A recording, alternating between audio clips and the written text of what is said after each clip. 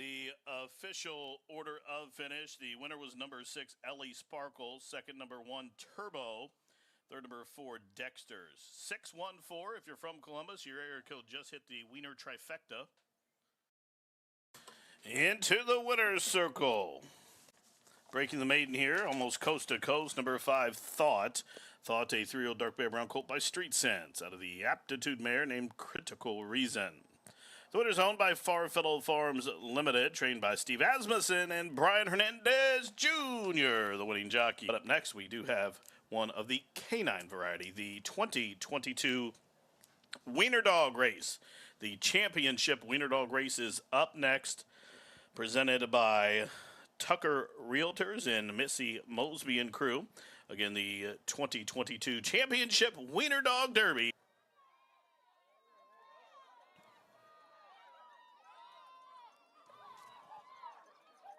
And they are off. Quick start for Frank. Also, Turbo was quick in his stride. Here comes Ellie Sparkles, lunging up to the outside. Ellie Sparkles down to the wire. Ellie Sparkles wins over Turbo. Late on the scene, I think Leo and Judy were there in a photo as well. Ellie Sparkles once again repeats at the meet. Ellie Sparkles, the black and tan.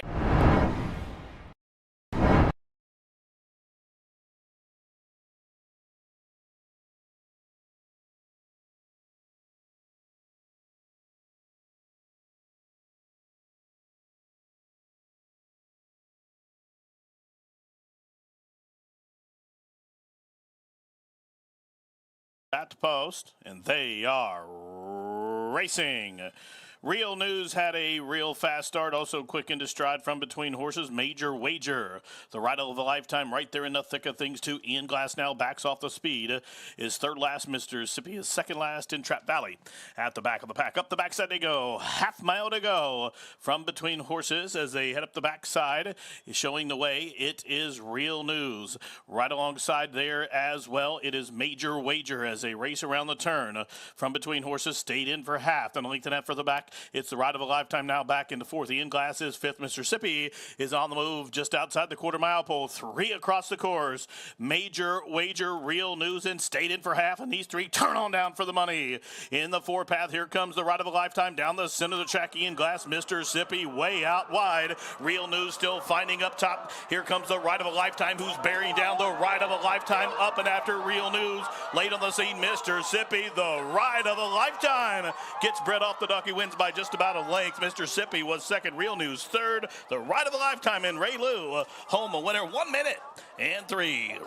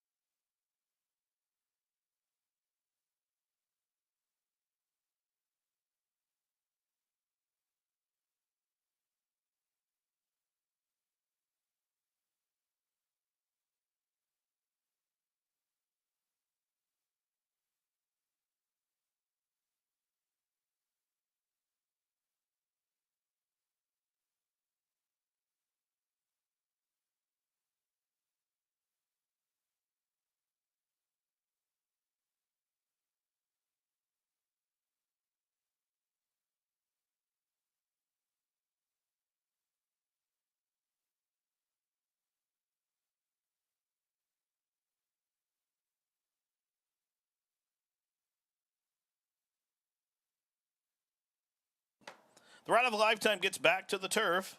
Picks up the 3rd lifetime victory in his career, bred in Kentucky by Stephen Fidel. The ride of a lifetime, again, owned by the breeder as well, trained by Brett Calhoun and Raylu Gutierrez up top. Up next, race number 4 as we continue on. Race 4 in 20 minutes, sponsored by Run Happy. Number 9, Swaggy G, has been scratched.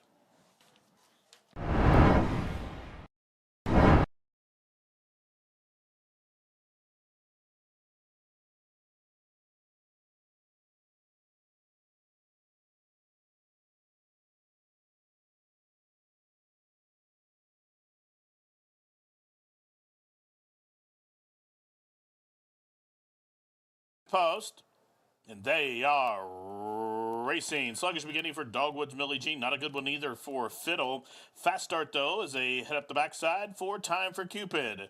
Now underneath, there goes Beautiful Farewell and Vigilantia flashing speed. Up the backside, Beautiful Farewell clears off about a half a length to Vigilante, who's out in second. Time for Cupid broke sharp, but is third, and 4 across the course back there, including Fiddle, who's advancing up the inside full of run. Junelia is right there as well as they race around the turn. 4 lengths for the back to Cause Celeb, who's under a drive as Park Angel ranges up to the outside. 1/4 to go. Beautiful Farewell shows the way. Vigilante to the outside. Fiddle locked in, loaded down to the inside from third, top of the home stretch. And Beautiful Farewell out there driving by 2.5 lengths. Debuting Fiddle is going to try to angle off that one there from second. Down the center of the track, Cause Celebre is coming at him and coming on. 1/16 left. Beautiful Farewell is still there. In the 14th time, the charm. Beautiful Farewell for Robbie Medina. Home winner, gathered up in the end by almost 2. Good effort from Fiddle, the firster, to get up to be second. Cause Celebre was third, and Get By was fourth. 101.15 the running time.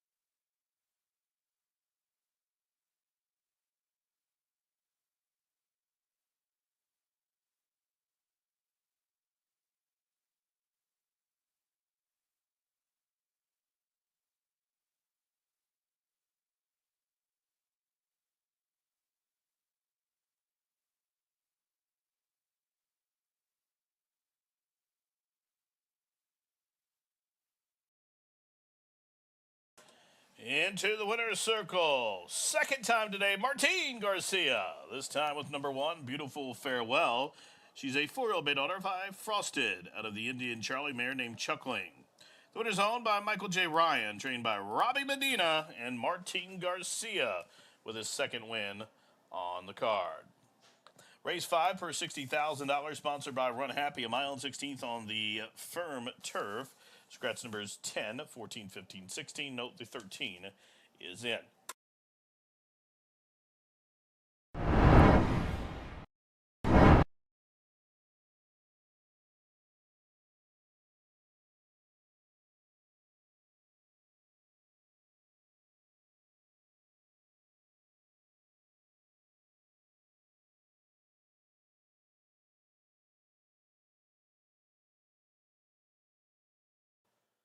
And they are racing. Solomon Vandy broke inwardly, but it was a straight and clean beginning for Collectorate. Also, Ghent is flashing speed, and Salute the Stars is next as they head over in the opening turn, where Collectorate and Gent, those two hook up top. They show the way by just about 1.5 lengths from between horses. Salute the Stars is now third, and really giving the jock a bit of fit. In fact, getting out hard in that first turn run. And then it's Easy Big Boy to the outside of that one from fourth. Sliding up the fence now is Solomon Vandy. In between horses, St. Neots is a half a side in front of Oscar Eclipse, who's alongside Suitable as they turn up the backside. Still 3 back to Caballo Feliz. Paddock Bosses to the outside of that one. Drama Critic is next, and as they head up the backside, the field will be covered by about 12 lengths with 4.5 furlongs to go. First quarter quick, 23-2. Half mile was 48-2. And it is Ghent, who shows the way, has opened up about 2 on Collectorate, who races to the inside of Salute the Stars as they end over into the turn with 3 furlongs to go. Chasing Ghent shows the way 1.5 lengths now. Collectorate on a rebid to the outside in second. Up the inside, Solomon Vandy's full of run to the outside. Salute the Stars as they race around the turn, and Suitable is right in the middle of those as well. And from the backfield, it's Easy Big Boy to the top of the home stretch, and Ghent is still there, but up to the outside, here comes a fresh challenge down the center of the track from Salute the Stars, and Salute the Stars sweeping speeding up and after the lead. Up the inside, here comes Solomon Vandy, 1:16 to go. Salute the Stars is clear in front by 3 and going away.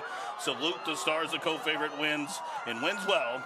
Solomon Vandy was second, a 3-horse photo for third, involving St. Neots, Caballo Feliz, and Paddock Boss.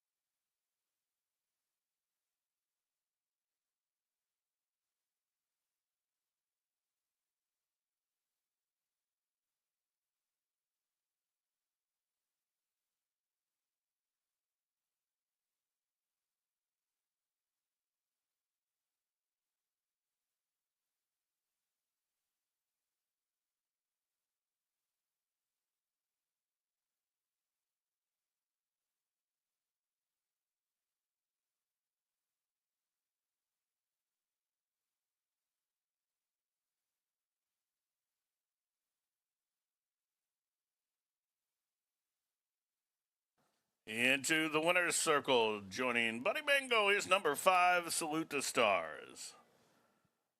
Salute the Stars, a 2-year-old big colt by Candy Ride out of the Malibu Moon mare named Star Sighting. The winner's owned by Gary and Mary West, trained by Johnny Ortiz and Raylu. Gutierrez gets his second on the day. With that win, trainer Johnny Ortiz now back into a tie with Steve Asmussen for the leading trainer. Salute the Stars, the official winner in 142.06. Race 5.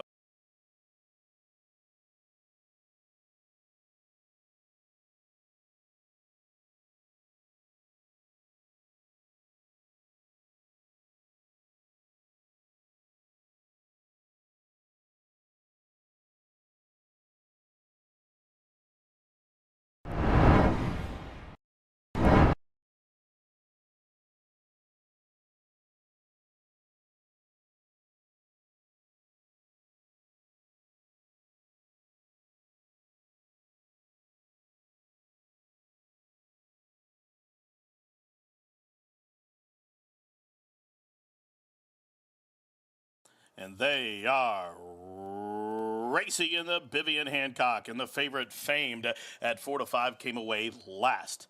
But up top, as they head up the backside, Cancel This, Solar Rain, Flashing Speed.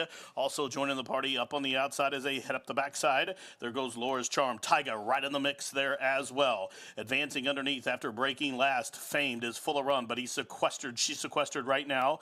A link for the back to Napa Candy. And I cross my heart is last. They pass the half to quarter 22 and 3. Up top, showing the way is Cancel This, a length to Laura's Charm. Tyga is 3 deep. In between horses, Solar Rain, Famed, has a foothold at the fences. 5th and trapped right now, covered up by a wall of horses. Running on from the backfield, here comes I Cross My Heart, moving in tandem with Fine Family. And Napa Candy out at the back of the pack. A quarter mile to go as they race around the turn.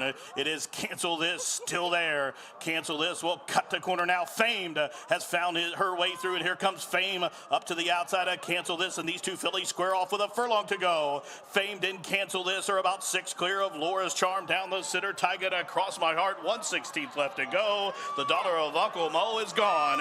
Here's Fame, the people's pick at 3-5. She's home a winner, and she won by about 5.5 at the end. Cancel This was second, then it was Fine Family, and Tyga checked in fourth in 1/16 and 4.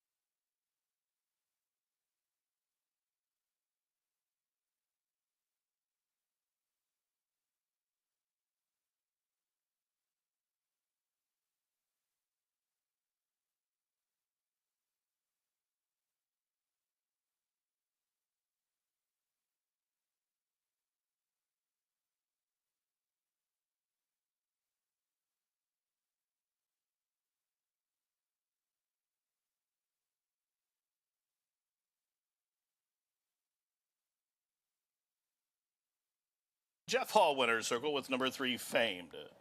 3-5, one like one. 3-year-old dark bay or brown daughter by Uncle Mo out of the elusive quality mare named Delightful Quality. The winner's owned by Godolphin LLC of Mohammed Al Maktoum and others, trained by Brad Cox with Gerardo Corrales. With 10 races left at the meet, the trainer standings and jockey standings certainly an exciting couple of things to watch as Brad Cox moves closer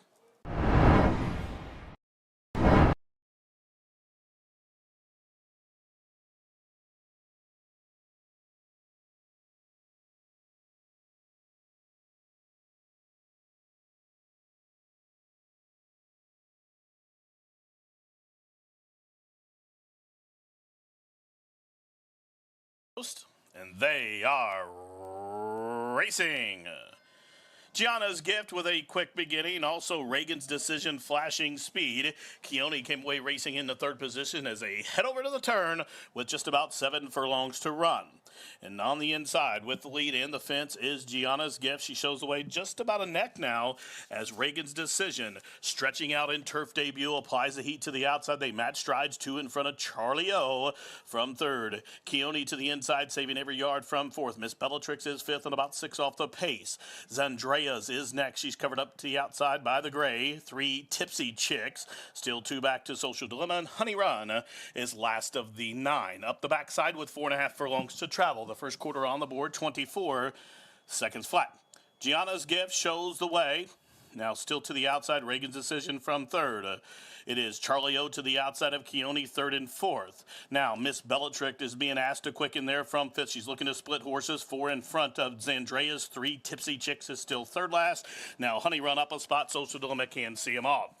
They start to quicken and cluster up outside a quarter to go, half mile, 48 seconds flat.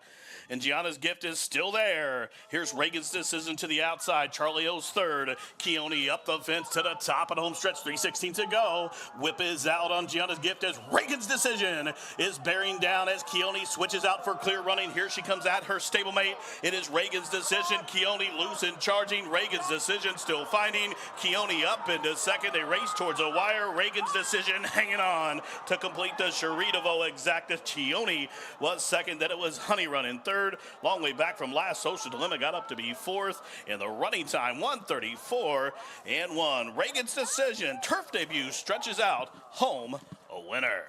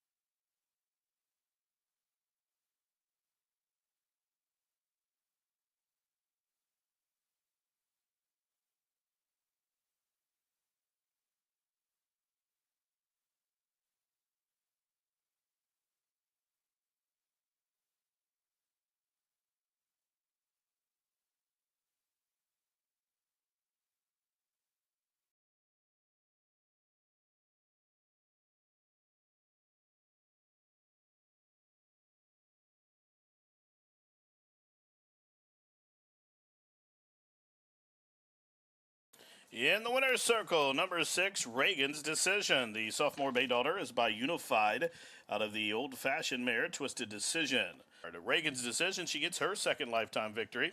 Stretching out for the first time, trying turf for the first time, wins in 1:34 and 1. Reagan's Decision, bred in Kentucky by Brandywine Farm and Parker Place Breeding.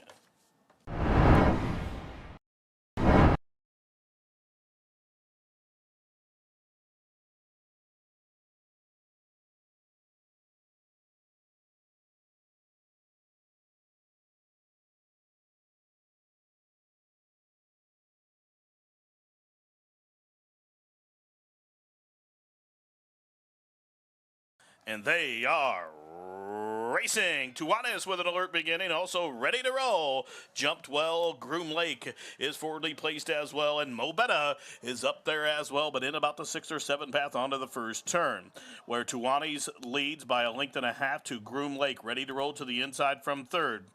Ascending Moon and Overprotective. They are fourth and fifth, a length in front of Horse Daddy. Then deep on the course continues Mo Betta, a length to Big Blue, still four. Back to Frome and Stockpiler out at the back of the pack as they head up the backside. About 15 lengths from top to bottom. The quarter they roll 23 and 3. Fast Fractions up top. Tuana shows the way. Groom Lake applying the heat to the outside. Ready to roll in the Catbird seat from third. Ascending Moon in the clear from fourth. Still five. Back to Big Blue and Overprotective. Another 7 or 8 back to up the fence. Frome. Stockpilers on the move as well. And as they continue to race around the turn, Mo Betta is continuing to have problems negotiating the turn way out in the center of the track at last. Half mile, 46 and 2. Outside a quarter mile to go, and there are 3 across the course. Tuwani still showing the way. 3 deep, Ascending Moon. In a waiting room at the fence, here's Ready to Roll. Top of the home stretch, Ascending Moon. Up to the outside of Tuwani's. These two square off, and Tuwani's is not done. Here he comes battling back to Ascending Moon. Ready to roll back into third, 1/16th left. Tuwani's is game as they come, and Tuwani's is still there, ready to roll to the outside of Ascending Moon, but Tuwani's would not give up. Tawanis went through those fast fractions, turned back all challengers, and won, going away in 1:33 and 74/100ths.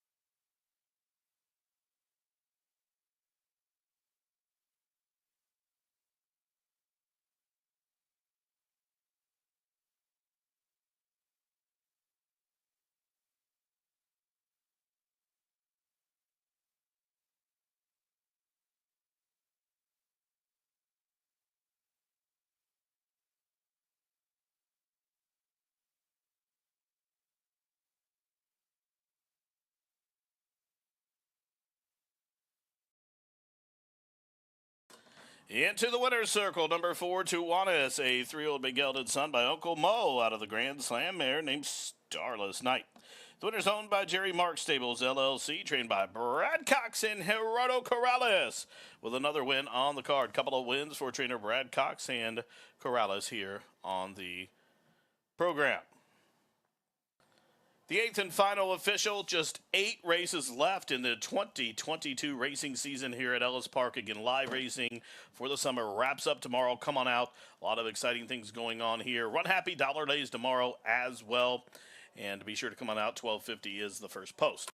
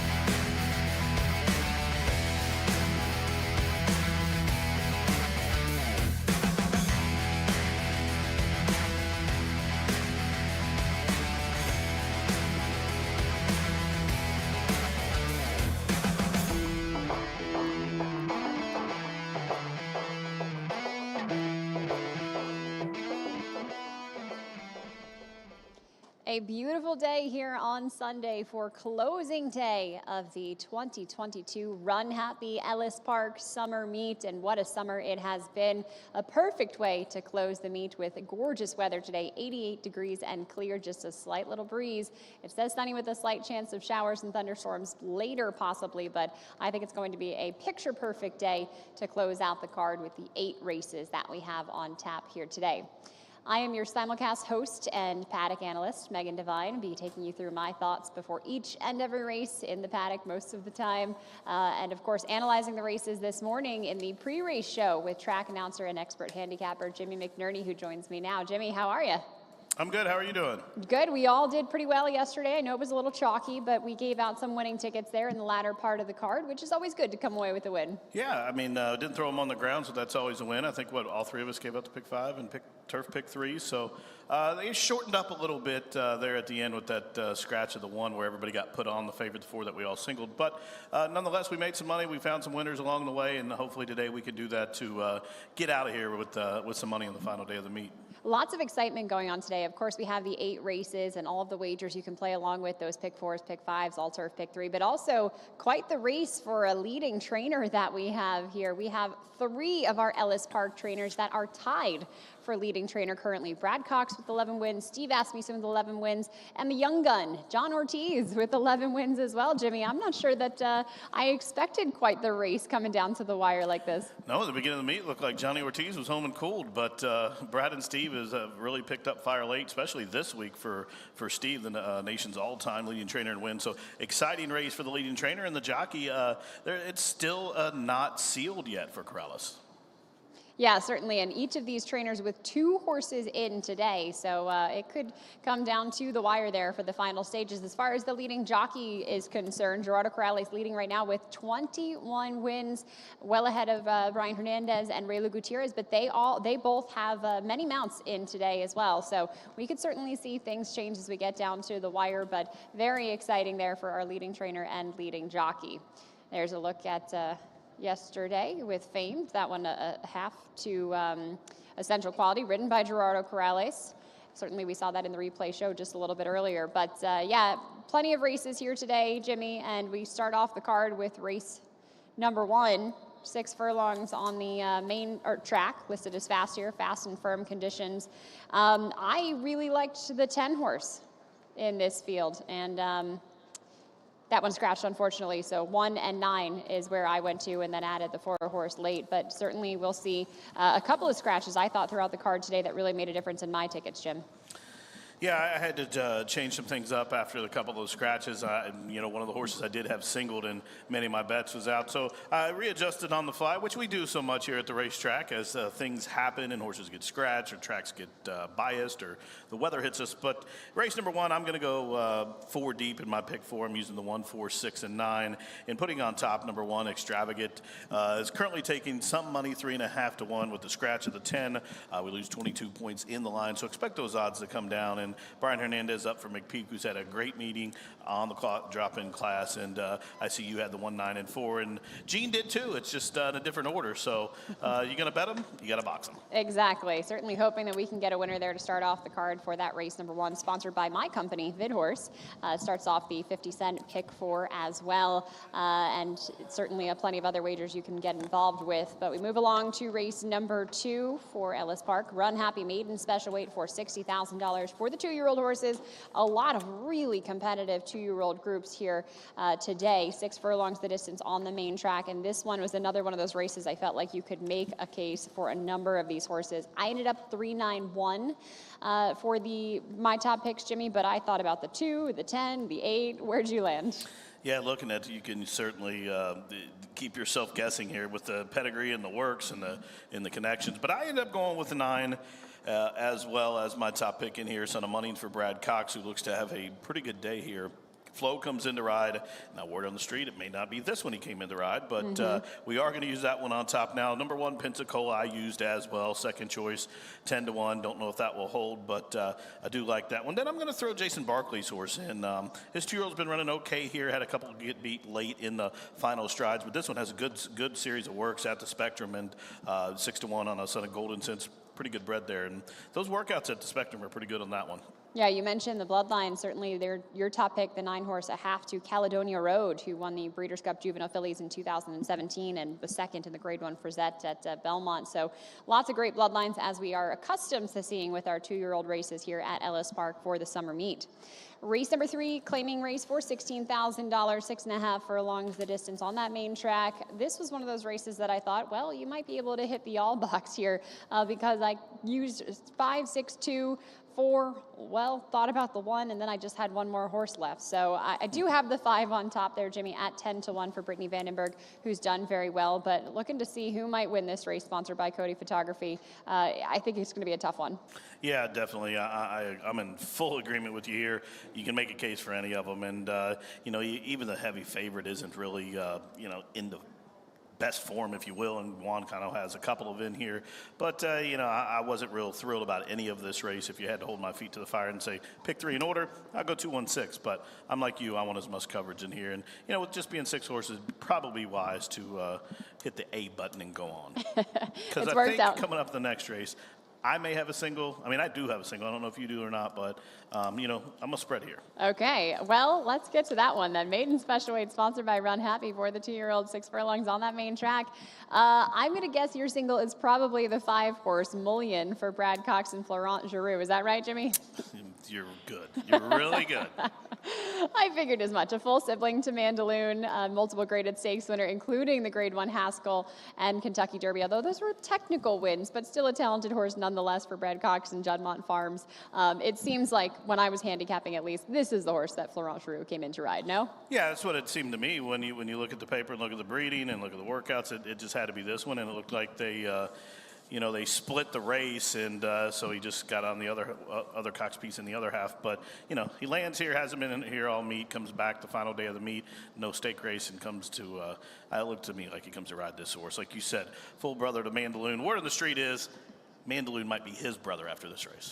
All right, high praise there. We'll see what that horse ends up at as far as the odds are concerned when we get to that race. But exactly. A couple other horses that I just wanted to mention in this one, because there are a few very well-bred horses. I thought 10 Days Later might stand a chance. Endpoint is a half to Emblem Road, who won the 2022 Saudi Cup for $10 million. And the 9-horse, Tap in Formation. Now, Jimmy, I know that you are definitely a pedigree guy and certainly a workout guy as well when it comes to picking these young horses. How fast are these times coming into the spot for Wayne Catalano? 4 furlongs in 45 and 3 from the gate, 5 furlongs in 58 from the gate for a 2-year-old first-time starter. That certainly seems crazy fast. Absolutely rocket fast. And I did use that horse as well for the pedigree and the workouts as well. I use that horse. Now, what if Mullion has an off day? What if it's this is a race, and probably Mullion, like I said, 2-1 probably won't hold. So if you're in Jersey, maybe head over and try to get that locked in. But, if that horse doesn't fire, doesn't show up today, where are you going to go? And you're going to get some value with a horse like this, and the horse probably will be more than 5-1 after now apparently the word's out on the other horse. But, we all have off days. And another horse I do like in here that's a big value is the 1 Endpoint for Paulo Lobo, 10-1 on the morning line. So if you want to try to beat the favorite and go against the public, this is the kind of thing probably where you do. Instead of taking the free space, I could see if you want to try to get value and be right where others aren't. So, I wouldn't be surprised if, you get some good value on the 9 higher than that 5-1. Certainly so. That horse also a full sibling to Little Tootsie, who won the 2022 Ellis Park Groupie Doll that we saw just a couple of weeks ago. Race number 5 at Ellis Park on the turf course, 1 mile and a 16th, claiming race for $16,000. Now, I thought my free square on the card was going to be the 6-horse Twilight. Obviously not going to run here today, so I was kind of defaulted to the 7, 4, and 2 for my top 3 picks, with most of the emphasis on the 7 and the 4, Jimmy. But I think that scratch made this race so much more complicated.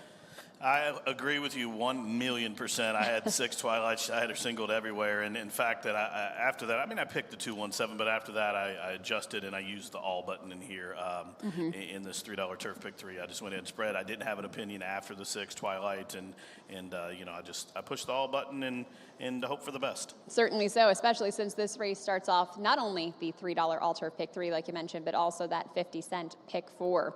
Race number 6, moving along to that one, we have a maiden special weight for $60,000, sponsored by Run Happy. This one for the 2-year-old fillies, 5.5 furlongs on the grass, and a really competitive group. 5, 3, 10 was how I saw it, but again, there's a number of horses in here that certainly look talented. Twice the sweet, though, for Brendan Walsh.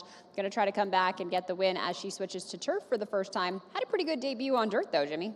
She had a really good debut, broke sharp, and just got out knotted by Aunt Shirley. Those two were really into it down the lane, and of course they beat the rest of the field by almost 7 lengths. That was a really good race, one of the better 2-year-old races at the meet for the fillies, and I wouldn't be surprised if she come back and she could run out the screen. But I'm going to add a couple horses underneath the 3 that you spoke of, Race Through the City on debut, and then number 11, Hold My Crown for Will Walden. I found this one intriguing, and I also like the 12-1 on the morning line. Yeah, certainly some good value there for some horses that have never raced before. So we'll certainly see what they are when they get to the post, or to the gate rather. Could be some good value. Race number 7, maiden special weight for $60,000. Again, sponsored by Run Happy. This one for the 2-year-olds, mostly colts and geldings in here. Mile distance on the main track. 374 was how I saw it. I thought you might be able to add in the 11 horse in there, but Fight Fiercely for Eddie Keneally off that debut, going 7 furlongs, certainly looked like an impressive one. Yeah, I'm full agreement. That's my top pick, 2-1 morning line. Ran in behind Frosted Departure and took money not only on debut, but again in the next start, was third on debut at Churchill. I do think ultimately this horse probably wants more ground. I don't really see anybody that has enough speed to go with him. And if that horse jumps well, I mean, I think it could be over right off the offset and Fight Fiercely go coast to coast. I did use the 11 you spoke of briefly there, Been Dreaming as well. And number 4, Dennington. Now this one is one from the barn at Kenny McPeak, who debuted here, took a little bit of money and was 5th, kind of split the field, ran okay, but that was in the mud. Gets a fast surface today. I look for a little better effort from Dennington this afternoon. I agree with you there. One of the horses that I used on some of my longer tickets, and I know Gene used as well, just wanted to point out, is the 2 Redeemer for Rudolph Broussais. We've seen him start to heat up here a little bit. Blinkers going on, but this horse ran behind Salute the Stars, who obviously came back to win very nicely yesterday and has been training well as long as he can handle the switch to dirt. But this horse a half to Good Samaritan, who made $1.3 million as well. So I have a sneaky feeling with leading rider Gerardo Corrales that horse could be there for some value at 8-1. Yeah, he's live. I'm mad at him though because I bet him first time out and he owes me money. So I'm not going. I missed the wedding. I'm not going to the dance. But I can see why you do like the horse. Definitely, has a pedigree, the connections, and been working okay at WinStar. Good to know you never hold a judge there, Jim. A grudge. Race number 8, our final race of the day, maiden special weight for $60,000. Sponsored by Run Happy, a mile into 16th on the turf course. 9, 5, and 6 was how I saw it for the top 3, with Grand K coming in from the races in New York. Shug McGahee, the trainer, Vincent Chaminade aboard. This is a horse that obviously has to improve on that running, but certainly the races that he was in up north in Saratoga at Belmont were really competitive. So I think this is going to be a softer spot for him here today. Yeah, I agree fully. The son of Uncle Mo comes in from those tough races in New York, and definitely the change of scenery I think will help, because this race did come up as one of the softest maiden special weights at the meet, I think. Mm-hmm. And with those 2 scratches out of there, that really changed things for me. But I like the 9. It is my top pick, and then I'm like you. After that, I'm going to go for Bueller's Day Off for the 2nd spot and Heating for 3rd. But I think Grand Key, Vincent Chaminade starting to get noticed. Had a couple of wins on the card yesterday for Steve to close in that trainer's race to help Steve there. But those are my top 3 as well. I'm in agreement with you for the Shannon House Memorial Race 8. Excellent racing to come here today with the 8 races that we have on the card. Don't forget, you can play along with that early pick 4, the pick 5 with the 15% takeout, same with that $3 Alter pick 3, and of course one of my favorite wagers, the late pick 4 there as well. But Jimmy, an exciting day not only for the racing, the trainers race, the jockeys race that we have going on, but lots of racing to get to, and I'll let you take us through the anthem there. All right, thanks. It's been a pleasure this meet working with you, and I'm glad we got to do this. I really enjoyed it, and I think the fans did as well. And, hopefully we put them on some winners and taught them a couple new angles for their handicapping. And, look forward to next year. Me too. Thanks. All right. Race fans, thank you for coming out to the track today. And at this time, I'd like to ask you to please rise, kindly remove your caps as we honor America with the playing of our national anthem.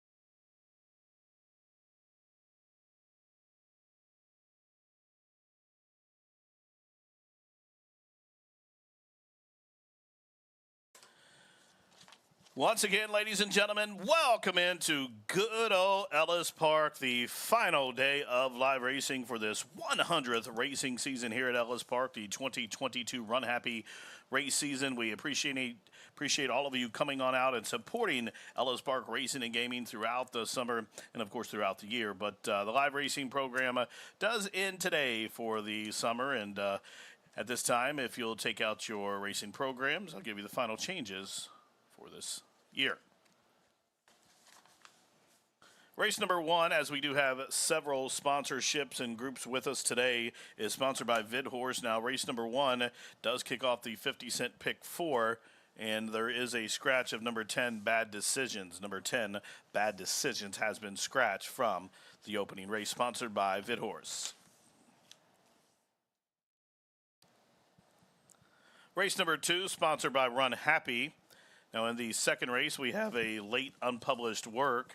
Late unpublished work for number 5, Hurricane J, worked out at the Thoroughbred Training Center over on Paris Pike in Lexington. Worked out on August 16th, 5 furlongs. It was a gate drill, 101 breezing from the gate. Third race from Ellis Park, sponsored by Cody Photography, sponsoring race number 3. Of course, it will be a presentation after each of these races with sponsorships, blanket presentations. In that race, number 6, Game Boy Benny. Number 6, Game Boy Benny, has a late unpublished work, worked out at Horseshoe, Indiana on August 13th, 5 furlongs, 102 breezing, and that was from the pole. Race number 4, sponsored by Run Happy. We will have the leading jockey presentation following that race.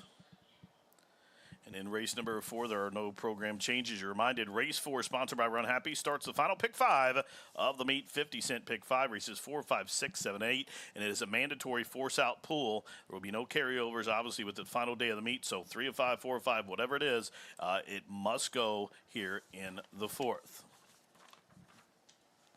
Race number 5, the Wild Turkey Ranch, Big John's Birthday Run 64. That is the 5th race on the turf. There is several changes in there. Number 2 is Skew, make the jockey Mitchell Merle. Mitchell Merle on the 2. Scratch number 3, Lake Barkley. Scratch number 6, Twilight. Numbers 3 and 6 scratched. That reduces the field to just 5 entrants, so we'll have to cancel the Superfecta wager. The Superfecta wager has been canceled. What has not is the 50-cent final pick 4, the late pick 4. And also don't forget race 5, your final chance to win that $3 all-turf pick 3. And that's on races 5, 6, 8. $3 all-turf pick 3 starts in the 5th. Race number 6, sponsored by Run Happy. In the 6th race, couple of changes. In fact, 2 scratches. Scratch number 8, Lux Me. Number 8, Lux Me is out. And number 12, Lady Evelyn Can, has been withdrawn, scratched as well. Race number 7, the Leanne Happ Memorial. It's also sponsored by Run Happy. There will be a presentation, a couple of those in the winner's circle there. Of course, for the Leanne Happ Memorial, there will be a blanket presentation in her memory. And also following that, there will be the leading trainer trophy given away. There are no changes in the 7th. Race 8, we remember Shannon House, the Shannon House Memorial. We remember Shannon here with race 8 named for him. I'm sure there'll be several members of the horse racing community in there to honor Shannon, as that race is also sponsored by Run Happy. In that race, 2 scratches. Scratch the one at Kansas Comet, and number 8, Simply Jack. 8th race numbers 1 and 8 have been scratched. Well, ladies and gentlemen, those are the changes at this time. Any additional changes coming in throughout the balance of this 8-race closing day program, I will get those to you as they do so. The main track is fast. The turf course is firm. The turf rail set to 0, and the first race is in 17 minutes.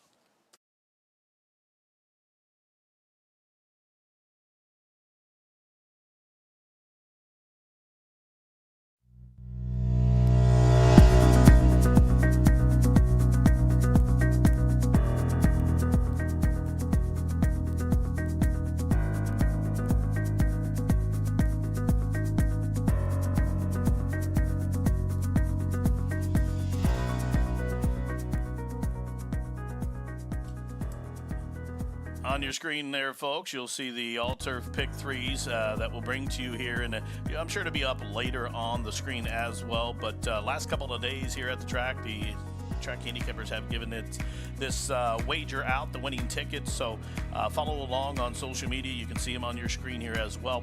And we'll have that graphic up for you later on in the program as well. The $3 all-turf pick three only here at Ellis as we celebrate 100 years of racing. Good luck.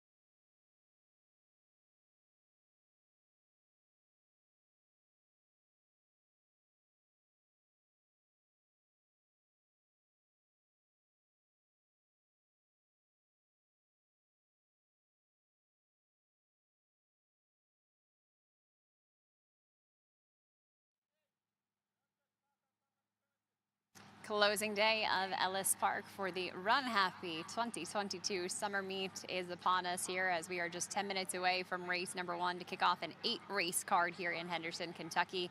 This race starts a 50-cent pick 4 for you, and we've got a maiden claimer for $16,000, 6 furlongs on the main track there. Top picks for me, 1, 9, and 4, and don't forget we've got quite the leading trainer race here with Steve Asmussen, John Ortiz, and Brad Cox all tied with 11 wins to try to take home that title. John Ortiz, of course, with the horse in this race. He's got one drawn towards the outside in the number 9, A Little Wild, a first-time starter here today. Talk about the one horse first, that is Extravagate for Kenny McPeak. Has had a start already, in fact, debuted here at Ellis Park, going the distance of 1 mile, but he's going to get that cut back here today. He certainly looks like an Arrogate colt. He's got the same coloring as his sire. You can see him. He's the one just kind of standing there right now. Arrogate, we've seen produce quite a few nice horses already, but this is a colt that certainly is going to have to make a change here in order to improve. He ran a very flat race on debut. He didn't do much running at all, but we'll see if the shorter distance can help him here. The fact that he does come in with a sharp work as well. They really tightened him up, 3 furlongs in 35 at Keeneland on August 26th to come into this gives me a good indication that they've probably put a little bit of speed into this colt, which he's going to need not only for the 6 furlong distance, but also because he's breaking from the rail here today as he does draw that one hole. Kenny McPeak with winning at 20% right now. Brian Hernandez aboard, and he does very well with maidens making their second start, winning at 19% of the time. So Extravagate 6-1 in the morning line, but with the scratch of the 10 horse, I certainly thought would take a bit more action. Now the 9 is A Little Wild. Mentioned this one, trained by John Ortiz in the tie there for our leading trainer of the meet. 4-year-old gelding who is ridden by Raylo Gutierrez here today. They've done very well together. That jockey trainer percentage has been quite profitable. But this is a gelding that comes in with a lot of works. He's been training at Churchill Downs, at the Churchill Downs Training Center as well. His works maybe just a little bit slower than what we're used to seeing. He's not a horse that's flashed a whole lot of early speed in the mornings, not necessarily a bullet workouts coming this way. But that being said, he certainly looks like a horse that's got a good foundation under him, which we are accustomed to seeing John Ortiz bring over for the summer meet.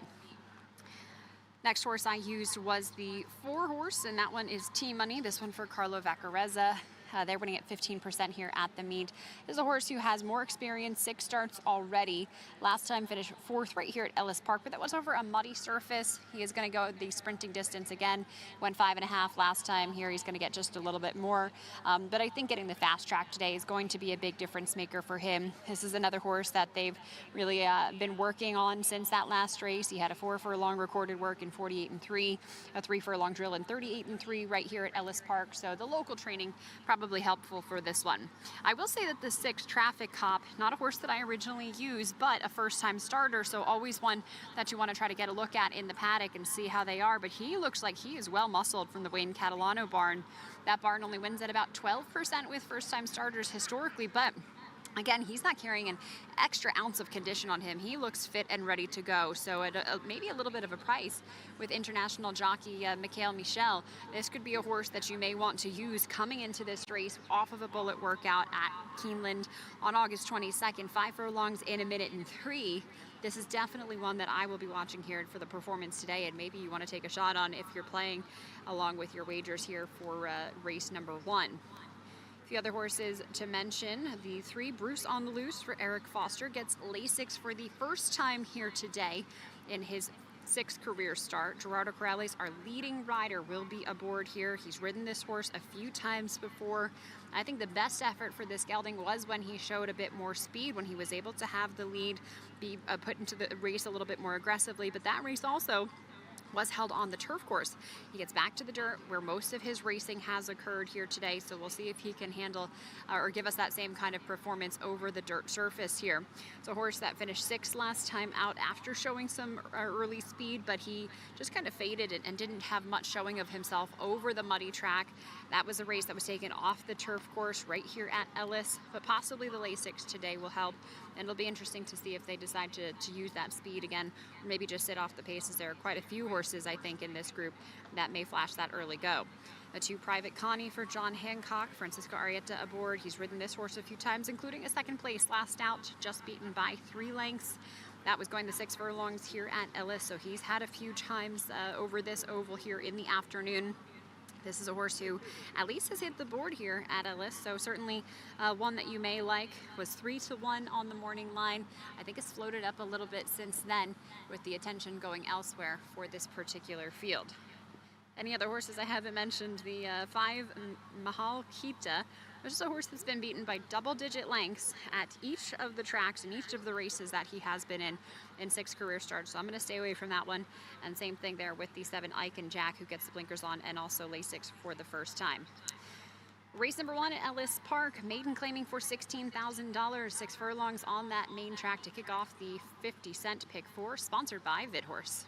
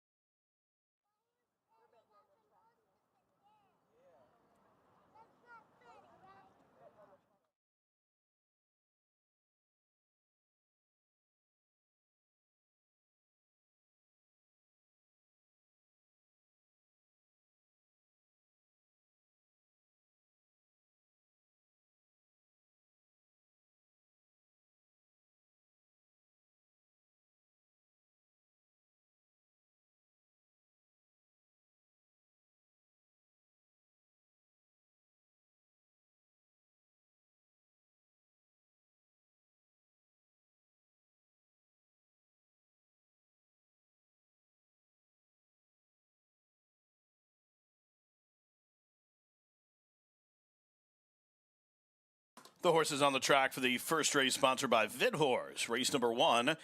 Mated 16 claimers to go 6 furlongs from Ellis Park. Scratch the 10 bad decisions. 9 left to go. Win, place, show. Exacta Try Super Daily Double Pick 3 starts the early Pick 4 in just a couple of minutes.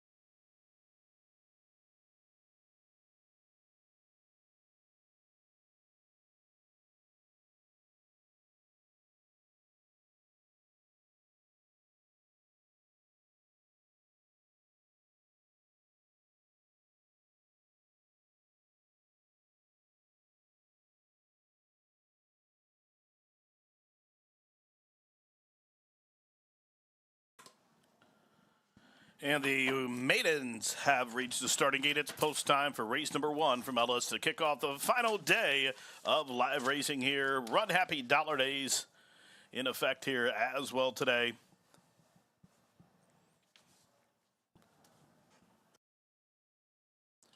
Race 1 sponsored by VidHorse as they load in here. T-Money.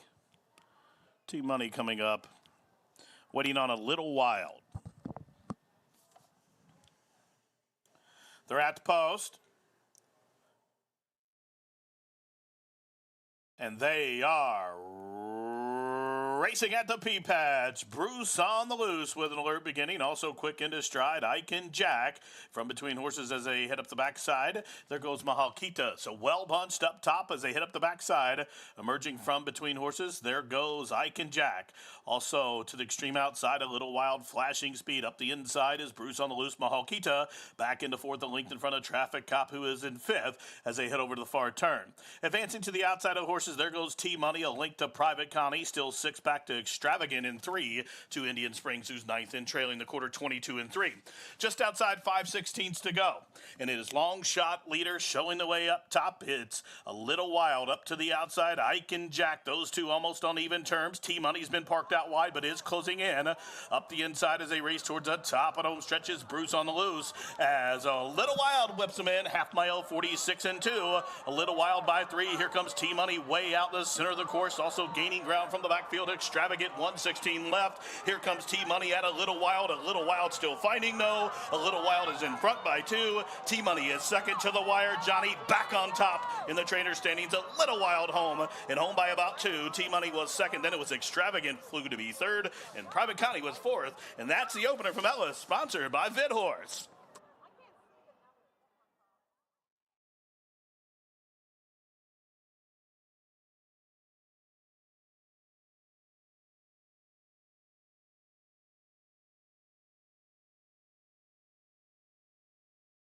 Judges posting number 9, a little wild on debut as the race winner. Second, number 4, T-Money. Third, the 1, Extravagant. Fourth, the 2, Private Connie. 9, 4, 1, 2.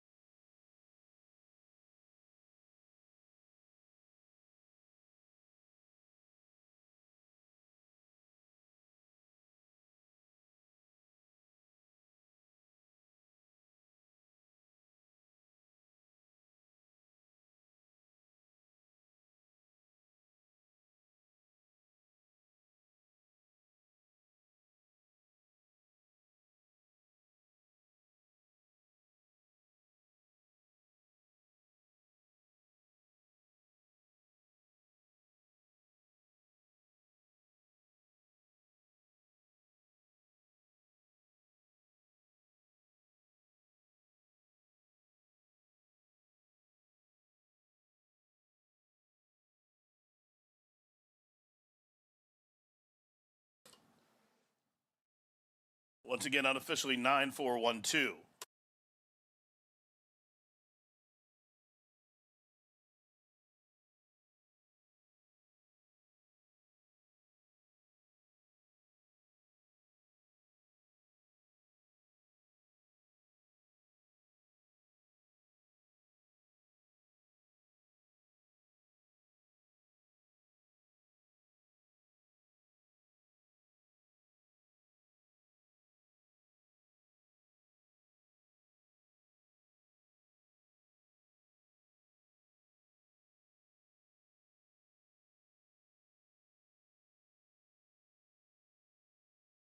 Race 1 official.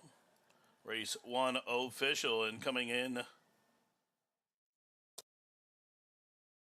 to the Jeff Hall winner's circle, number 9, A Little Wild. Well prepared on debut by Johnny is a 4-year-old chestnut gelded son by Union Rags out of the Tappet mare, She Be a Little Wild.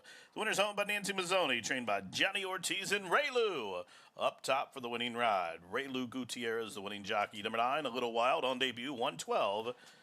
And for the official winner, 7-1 odds for A Little Wild. Comes back 1756, 642, and 364.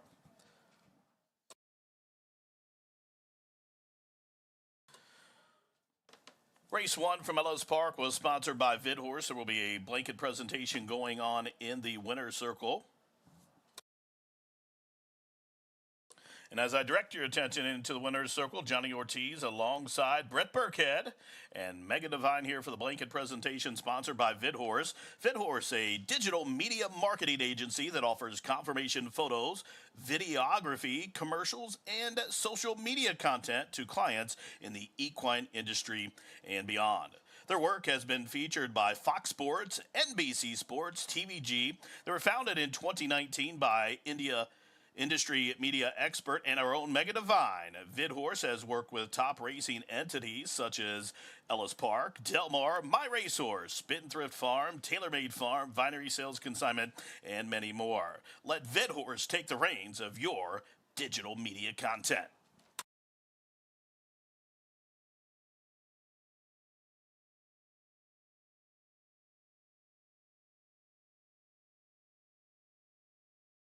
Up next, race number 2, sponsored by Run Happy. 21 minutes to post for the second race. A field of 10 with no program changes. Win, play, show, exact to try. Super Daily Double, pick 3 wagering. Race 2 up next.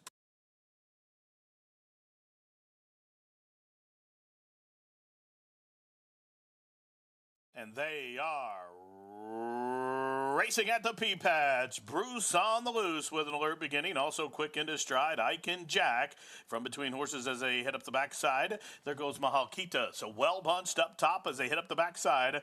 Emerging from between horses. There goes Ike and Jack.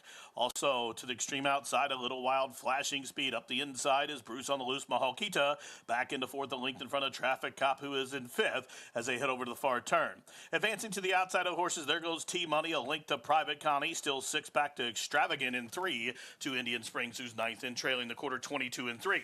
Just outside 5/16 to go. And it is Long Shot leader showing the way up top. It's A Little Wild up to the outside. Ike and Jack, those two almost on even.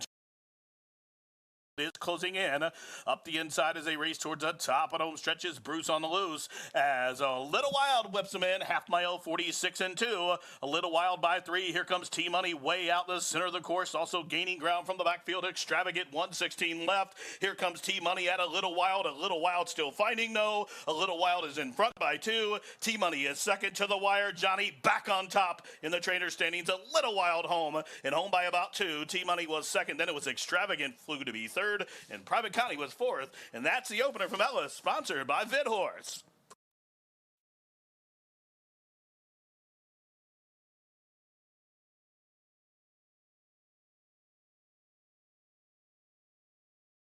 Eclipse champion Run Happy, the #1 second crop dirt sire of last year, is back and showing a new dimension with winners on turf, dirt, and all weather.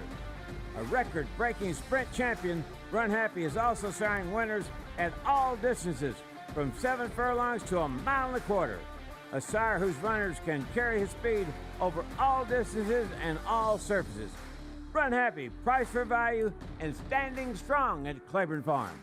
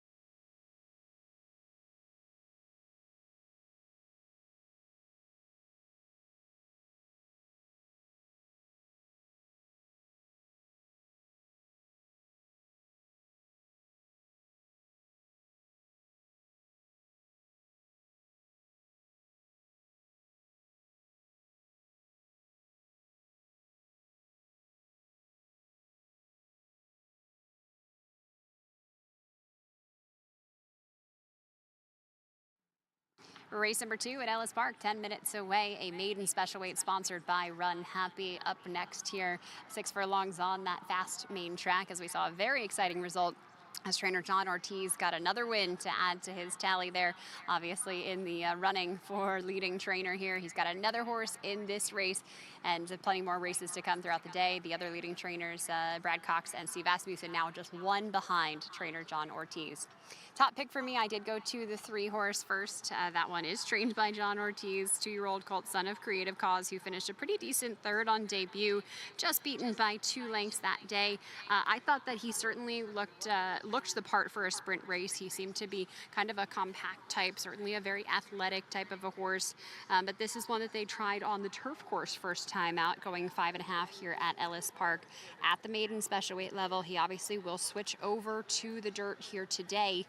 Not too worried about the switch there. Trainer John Ortiz obviously knows what he's doing, hence the leading trainer potential there, but also the fact that he wins at 22% with a pretty good sample size, with horses moving from turf to dirt. Does very well with maidens making their second start, and 2-year-old horses as well, winning at 25%. Gets the services of Raylu Gutierrez aboard, who was on the horse first time out. And I certainly think that the fact that this horse has had a start already, he looks really athletic, he looks really tucked up. When you have a few first-time starters in here, which is the case, that can oftentimes be just a little bit of an advantage. So going to give them a shot there, 3-1 on the morning line. The 9-horse is Giannis, this one for Brad Cox, a 2-year-old son of Munnings, the first-time starter for the barn. Florent Giroux will be aboard after he spent his summer at Del Mar, I believe. This is a horse who's been training at Churchill Downs, most recently coming in with a 5-furlong work in 101 on August 22nd, rather. But this one owned by Spenthorpe Farm and Steve Landers Racing. Great breeding on this horse is a half to Caledonia Road, who won the Grade 1 Breeders' Cup Juvenile Fillies in 2017 and was second in the Grade 1 Frisette at Belmont, champion 2-year-old filly in 2017 as well, and also a half-sibling to a horse named Officiating, who was a multiple Grade 3 winner, made about $500,000. So nice statistics there, or rather bloodlines for this horse, but Brad Cox, very good with young horses. We've seen him do well this meet. Obviously, he's in the top trainer standings as well, and very good with 2-year-old horses, winning at 26% of the time. So if this one is ready to go first time out, definitely a horse that could make a big impact here, and looks good in the paddock as well, which we're used to seeing for a trainer that wins at such a high percentage with young horses and with first-time starters. The one is Pensacola for Rudolph Brousset. This is a 2-year-old son of Into Mischief, ridden by Gerardo Corrales, our leading rider here at the meet. The training at the training center leading up to this spot, Rudolph Brousset wins at 15% with first-time starters. The Dama Stakes winner on the turf at both Saratoga and Monmouth, and actually has produced a stakes winner on turf as well at Belmont and Monmouth, but this race obviously held on the main track. Be interested to see how he does here on this surface. He does look very fit, very tucked up as he walks in front of me right now. A really athletic horse who's not carrying an extra ounce of condition. He's got a good amount of leg to him as well to sprint, so I think definitely a horse that could handle this distance, but maybe even a little bit more as he continues to get older. He really has a nice look about him, which is probably why they paid $600,000 for this one at the May sale in 2022. The 2 horses, Presider, this horse, a 2-year-old son of Connect, who's going to run for Cherie DeVoe. Brian Hernandez Jr. among the top jockeys will be aboard. This horse half to a $500,000 winner front on the Fed, who is a stakes winner on turf as well at tracks like Colonial and Saratoga. A few very well-bred horses in this field. We'll see if John Ortiz can get another one here for race 2.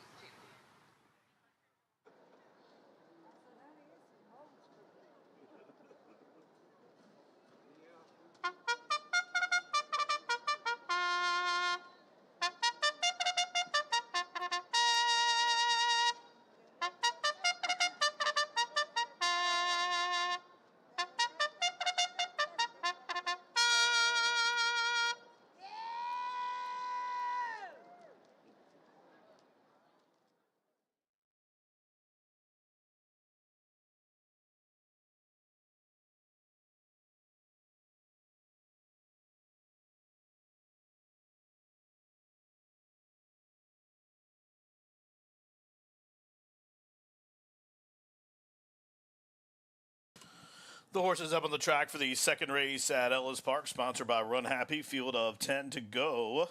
6 furlongs per $60,000. Maiden 2-year-olds. Win, play, show, exacta, try, super daily doubles. Starts at pick 3, 5 minutes.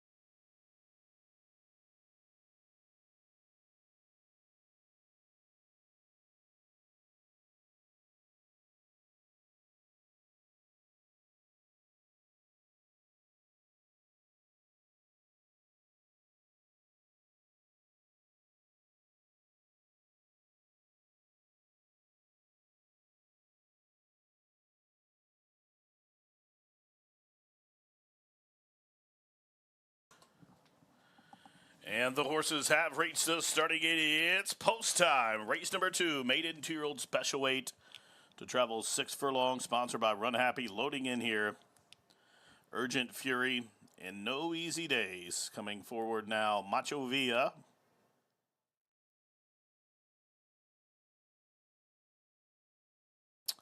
Giannis coming up. Winston Wolf and Hurricane J, the final 2. Hurricane J, purple silks, green cloth, coming up 11-1. Palo Lobo.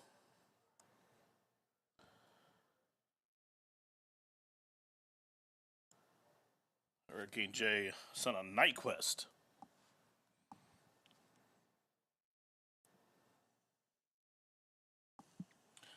Two to 1, now 9-2 on Giannis. 3-1 Pensacola. 3-1 Urgent Fury. Hurricane J is in. Winston Wolf to the outside. He's in. They're at the post. And they are racing. No Easy Days with an alert beginning. Also, Loudmouth, Soup, flashing speed up the inside. There goes Pensacola. The son of Into Mischief up to the inside of Hurricane J. Up the backside they go. From between horses, Hurricane J, Pensacola to the inside. Making moves to the outside of Loudmouth, Soup. Still 3. Back to Presider and Urgent Fury. Races a pair. And a couple lengths further back to Macho Villa. A length to Winston Wolf. And Giannis is way out at the back of the pack at 5-2. Giannis is about 18 lengths off the lead. The quarter 22-1. They round the turn, and it is Pensacola onto the inside, has a narrow advantage over Hurricane J. Couple lengths further back, is making moves. He's being scrubbed upon for some speed. No Easy Days is gaining ground, but he's been parked out wide, top of the home stretch, and Hurricane J comes calling for the lead. Pensacola will cut the corner, top of the home stretch, and it is Pensacola to the inside on a rebid. Hurricane J still trying to press on past. He's lugging in, but he's lugging in with a nose in front as Pensacola will not go away in the final 16th. Hurricane J is still there. Pensacola is still fighting on. These two tooth and nail in an old-fashioned slugfest to the wire. Photo finish. Hurricane J to the outside, Pensacola to the inside. Then it was No Easy Days in 112-1. Photo for win.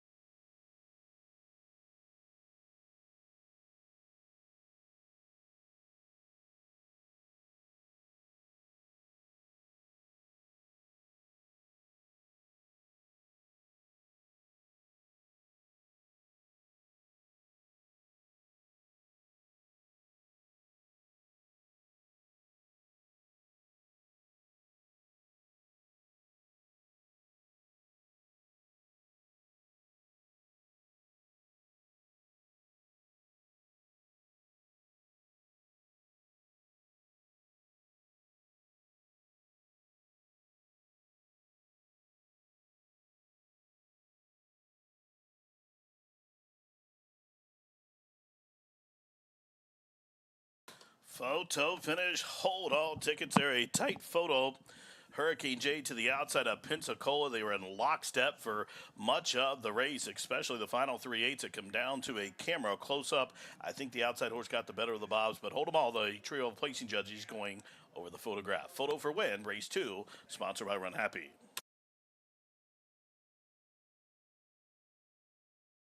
Now the photo sign down. Number 5, Hurricane J did in fact get there to win. Second to 1, Pensacola. Third, number 8, No Easy Days. And fourth, number 4, Macho Villa. 5-1-8-4.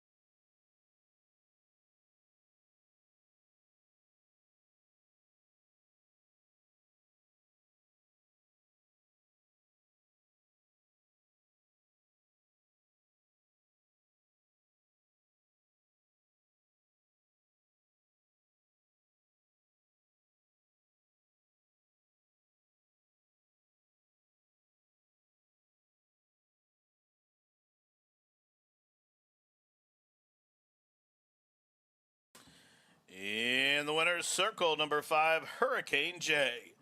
A dark bay brown 2-year-old son of Nyquist out of the Congrats mare named Pantanal. The winner is owned by AMO Racing USA, trained by Pablo Lobo with Joe Talamo. Up top, Hurricane J, well prepared to win it, first asking by Lobo. Home a winner in 112 and 1 for the 6 furlongs. 5-1-8-4 now official. 5-1-8-4 officially. $25 and change on the winner. As we look ahead to race number 3 in 21 minutes. Race number 3 sponsored by Cody Photography. Cody Photography sponsoring race number 3. And in that race, we do have a field of 6 to go with no changes. Again, race 3 up next in 20 minutes, sponsored by Cody Photography, celebrating their 60th year as being the best in the business, sponsoring the 3rd race.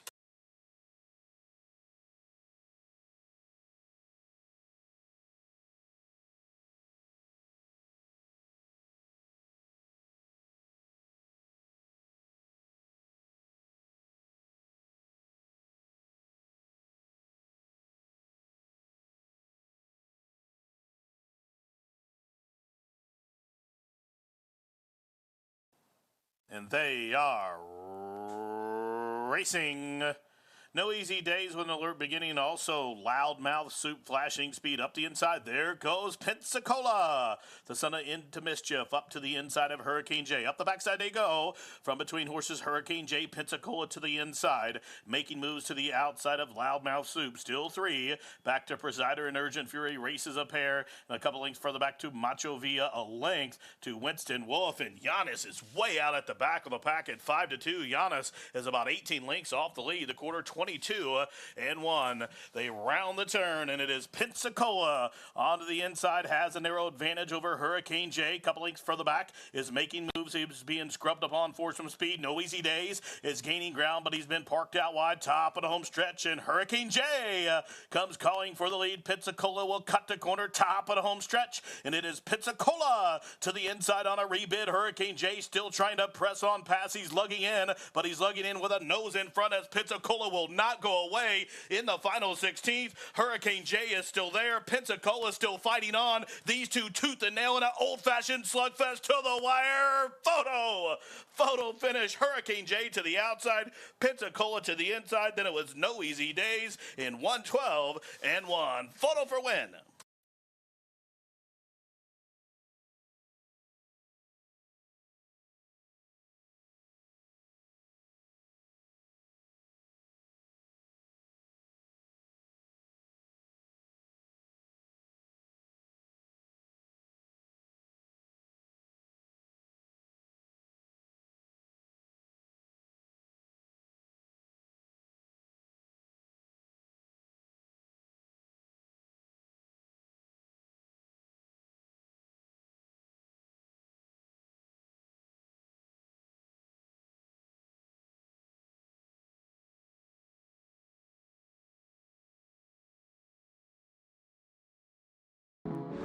Race to Twin Spires, where you can take advantage of our $200 new player offer right now. Register with code GET200 to start earning your bonus of up to $200 with Twin Spires, where you can watch and bet on the best racing from across the globe. Plus, you can check out our expert picks and weekly promotions. Fast and secure online betting with Twin Spires. Download the app and bet now. Eclipse champion Run Happy, the #1 second crop dirt sire of last year, is back and showing a new dimension with winners on turf, dirt, and all weather. A record-breaking sprint champion, Run Happy is also siring winners at all distances from 7 furlongs to 1.25 miles. A sire whose runners can carry his speed over all distances and all surfaces. Run Happy, price for value, and standing strong at Claiborne Farm.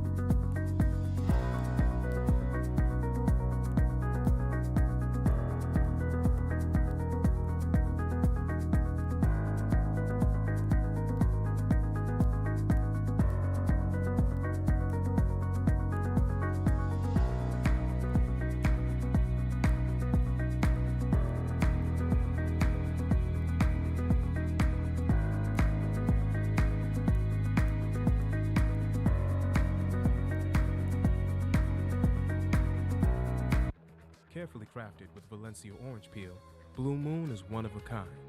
Something this unique could hang in a gallery, but it looks best in our signature glass. Blue Moon, one of a kind, every time.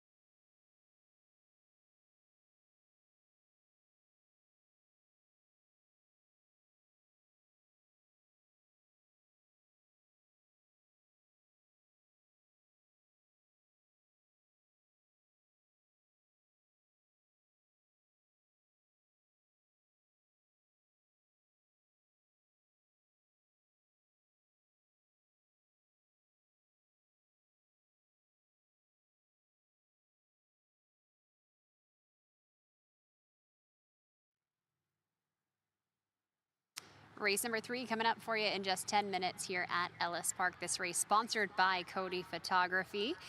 This is a claiming event for $16,000. These horses going to go 6.5 furlongs on the main track. And I thought really one of the more competitive races of the day, because this looks like one where truly anybody can win. And you can see that reflected in the odds board as well. There's a lot of question mark performances for some of these horses on the past performances. So I did think it was an evenly matched bunch. I ended up on the 5-horse, the Boss Factor for Brittany Vandenberg. This is a gelding who raced here at Ellis Park last time, going the distance of a mile over the muddy racetrack. So he will get the fast track here today. He's also going to get the cut back in distance. But trainer Brittany Vandenberg within the top couple of leading trainers here. I think she's sitting probably about 5th right now. 5th or 6th, but she's putting at 36% for the meet. She's definitely sent horses here, placed them very well, and I think that this gelding has room to improve here. Got this one off the claim last time. When she runs horses off the claim, she wins at 33%, so a very savvy, condition book play trainer, but I thought that this horse looked good last time. He had a really nice shoulder. He was well turned out, and I'm looking forward to seeing him do something a little bit different here today. Trainer Brittany Vandenberg also very good with moving horses from route to sprint races, winning at 33% of the time. Her husband Chris Amy will ride the horse per usual. Nice price on the morning line at 10-1. We'll see if that holds for you there. I can't see the screen, but definitely a horse that I thought you might be able to find some value on if it stayed that way. 9-2 at the moment, so quite a bit less than when I picked it originally. Now the 6-horse is Game Boy Benny. This one for Cheryl Weinball, finished first last time, right at Indiana rather, going 5.5 furlongs, won by 3 lengths that day as the lukewarm favorite. Going to run second start off the layoff for this spot. Typically this gelding likes to kind of just sit off the leaders. He's done very well with that kind of running style, and he really fits at this level. They've raced him in some tougher allowance races at tracks like Gulfstream Park before, even some starter allowance at Indiana. So he absolutely fits in this spot, dropping him into the claiming ranks one more time. Mitchell Murrow will be aboard for what I believe is the first time that he'll be riding this horse, trying to get the first Ellis Park victory for Cheryl Weinball for the meet. Other horses to consider. The 2-horse is Impressed for Juan Cano. This is a horse that he picked up a couple of races back, claiming this one from Eric Foster. Since then, the horse has been in some pretty tough open claiming races, claiming for 32,000, claiming for 40,000. Both of those races at Churchill Downs for the distance of a mile and 6 furlongs. And he's been finishing 8th, beaten by 20 lengths, 6th, beaten by 8 lengths rather. So he's got to pick it up, but this seems like a little bit of a softer spot for him to land in, certainly with the race here at Ellis Park today in the lower level claiming event. He is coming off just a little bit of a freshening, but I didn't think he looked like he was carrying any extra condition here in the paddock. He was certainly a very, very good looking horse, a nice gray horse, son of Flashpoint, who gets the services of Brian Hernandez Jr. aboard today. Now the 4-horse, this one looks great here in the paddock. David's Gem for Juan Cano, 5-year-old gelding, son of gemologist, a really leggy type who was very well turned out, very well tucked up. He is going to get the drop-in class here from the allowance levels at Ellis Park into the claiming ranks, but he's going to stay at that sprinting distance of 6 furlongs. He gets something similar here. He's also going to get a fast racetrack. Caught that muddy track last time, which we've seen throughout the meet, can kind of really hold moisture. So I think certainly this is a horse that with the conditions today, with the class drop, he should be able to improve. And he also had some trouble in that last spot. He was checked and he had some traffic trouble to deal with. So with a cleaner trip here today, he might be able to work out a bit more of a trip. And he gets the services of Rafael Bejarano, who's been aboard him quite a few times before, certainly has gotten to know the horse well. He does come in with a good workout at Churchill Downs, 4 furlongs in 48-2, pretty decent numbers for him after that July 31st race. So he's definitely kept that fitness, and you can see that reflected here in the paddock as well. The 1-horse is Rye Humor for Randy Morse. This horse probably going to come from off the pace, so imagine Joe Talamo's going to break from the starting gate with this one and just kind of let him settle a little bit, try to make a late run. At least that's what he's done in some of his better races at Churchill Downs when he was going a route of ground. Obviously this is a sprint race here, so it is something just a little bit different for than what he was doing before, but he has sprinted in some of those previous races, although I found that going through his form, kind of preferred those mile and a 16th races for him. So we'll see how he does after a little bit of a freshening here today. The 3 is Bold Adventure, another good-looking gray gelding here, who's coming off a layoff. He hasn't raced since December of 2021, so it has been quite a few months, half a year, in fact, just over that, since we've seen this horse at the races in the afternoon. He did look like he was fit here. He comes in with a bullet workout at the Thoroughbred Training Center, 5 furlongs in 1:03. That was from the gate, too, so he's definitely had some good stamina building work to come back into this spot here. So that's the 3 Bold Adventure for Alex Achard. Like I mentioned, all the horses in the field for your 6-horse field for Ellis Park for race number 3. This does start a 50-cent pick 3, pardon me. Of course, that's just the minimum. You can play it for more, but next race in race number 4, that will start that 50-cent pick 5. So start handicapping for that as well. Best of luck here for race 3 at Ellis Park.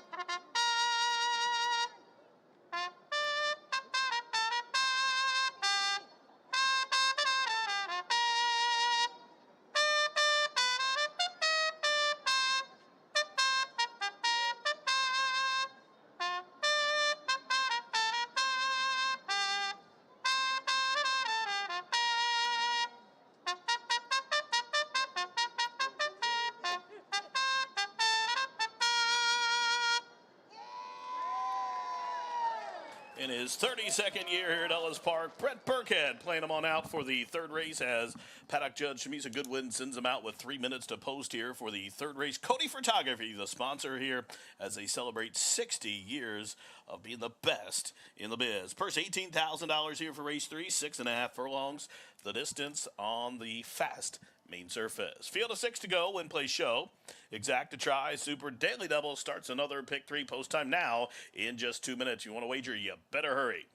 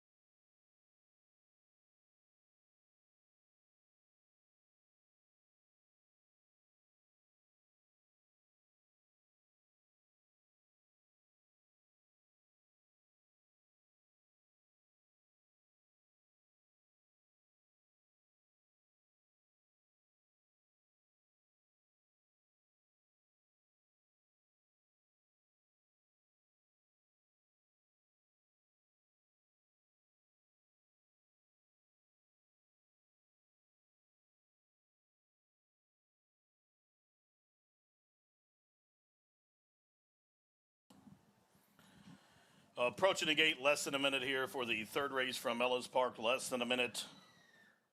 Race number 3, sponsored by Cody Photography. Approaching the starting gate.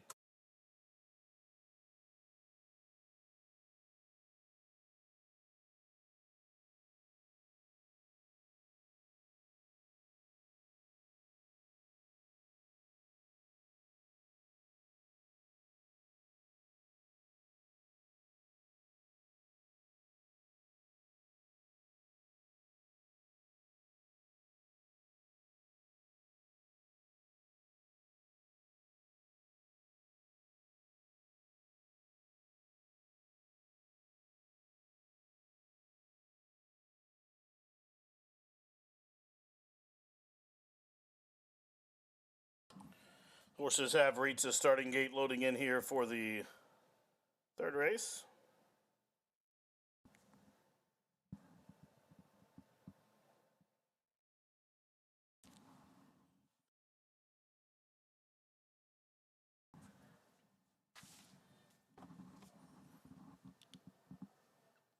Bold Adventure. The orange silks worn by Alexis Shard. Grace on a New Year's Day being packed in by a few assistant starters there. David's Gem will come up next at 3-2 odds. The Montano silks, familiar silks. They're worn by Rafael Bejarano. The Boss Factor, first off the claim for Miss Vandenberg. Now, Game Boy Benny, yellow blinkers, red cap to the outside with Mitchell Merle. Field of 6 to go 6.5 in the Cody photo race. Game Boy Benny's in. They're at the post.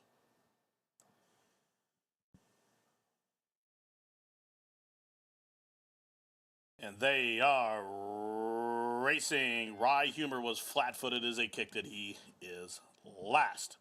Out of the chute, it's David's Gem who will be the fastest out of there as Game Boy Benny to the outside from second, Impressed down on the inside from third. Then it's Bold Adventure, the other gray. The Boss Factor is 4 in front of Rye Humor, who's at the back of the pack. Up the backside to go, outside 4.5 furlongs to go. And it's David Gem at 7-5 odds, shows the way. A link to Game Boy Benny keyed up to the outside. There goes the Boss Factor, tugging hard against Chris, moves a closer third. Impressed is back into 4, still 3, back to Bold Adventure, who's being niggled upon as Rye Humor is still last as they round the turn, 3/8 to go, the quarter 22-2. Here comes the Boss Factor up to the outside of Game Boy Benny as David Gem is back into third. Impressed is being asked for some speed as they round the turn. The Boss Factor up to the outside of Game Boy Benny as they turn on down for the money. The Boss Factor at 8-1, trying to press on past Game Boy Benny, who's still finding David Gem up the inside, late on the scene. Impressed as they're in the final furlong. Game Boy Benny is game. The Boss Factor is full board, full press, trying to get past. They race down to the wire. Game Boy Benny is still there. The other one chasing is the Boss Factor, but Game Boy Benny gets it done here to pick up the 8th lifetime victory at 3-1. Game Boy Benny in 1:17.4.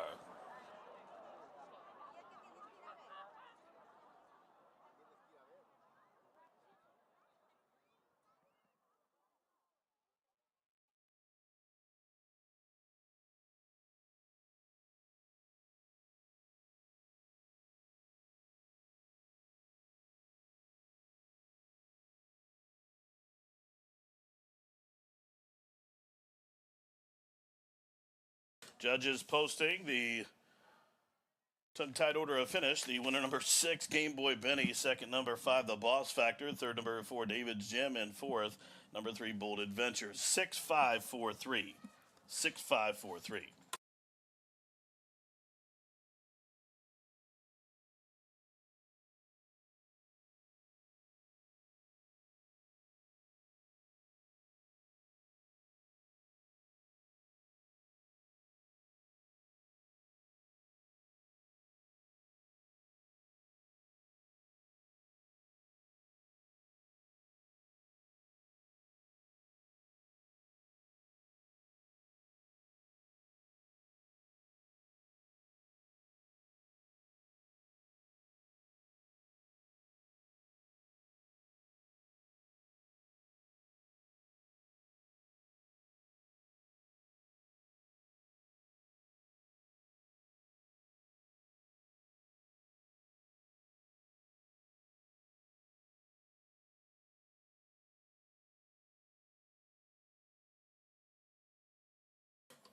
Once again, the unofficial order of finish as it was 3 bays against 3 grays.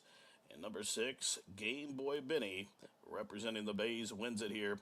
Number 6, Game Boy Benny, the race winner. Second, the 5, the Boss Factor. Third, number 4, David's Gym. And fourth, number 3, Bold Adventures, 6-5-4-3.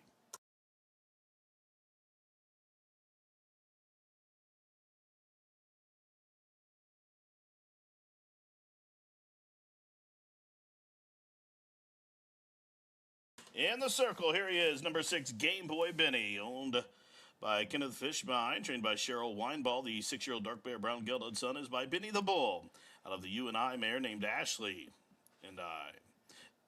Game Boy Benny picks up the 8th lifetime victory, ridden to victory by Mitchell Merle. The first Ellis start, a winning one, covering the 6 1/2 furlongs in 1:17.95 seconds. Game Boy Benny fights him off to win, the son of Benny the Bull, at 3-1.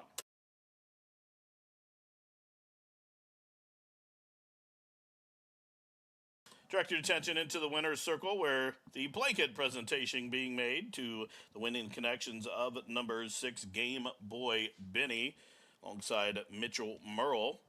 The group here in the winner's circle for the blanket presentation by Cody Photography, the largest track photography company providing winner's circle photos to over 30 racetracks in North America, including all the tracks here in Kentucky: Ellis Park, Churchill Downs, Turfway, Keeneland, Kentucky Downs, Oaklawn Park, and many, many more. Run by Curtis Cody. The family business is celebrating their 60th year in business this year. You can visit CodyPhotography.com to get your racing photos and much, much more. Cody Photography, race 3 sponsors here at Ellis Park. Now up next, race number 4, sponsored by Run Happy, a field of 10 mated 2-year-olds to go 6 furlongs. It does start the 50-cent pick 5 in 21 minutes. Good luck.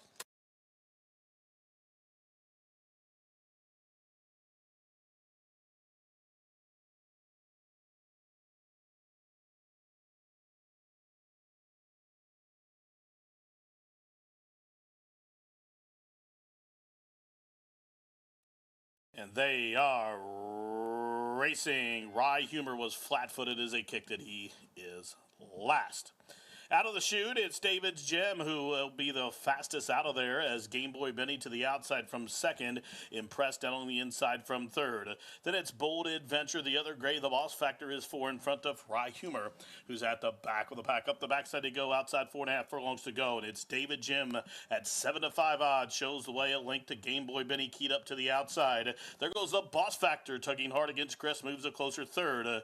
Impressed is back into 4, still 3, back to Bold Adventure, who's being niggled upon, as Rye Humor is still last as they round the turn. 3/8 to go, the quarter 22 and 2. Here comes the Boss Factor up to the outside of Game Boy Benny, as David's Gym is back into third. Impressed is being asked for some speed as they round the turn. The Boss Factor up to the outside of Game Boy Benny as they turn on down for the money.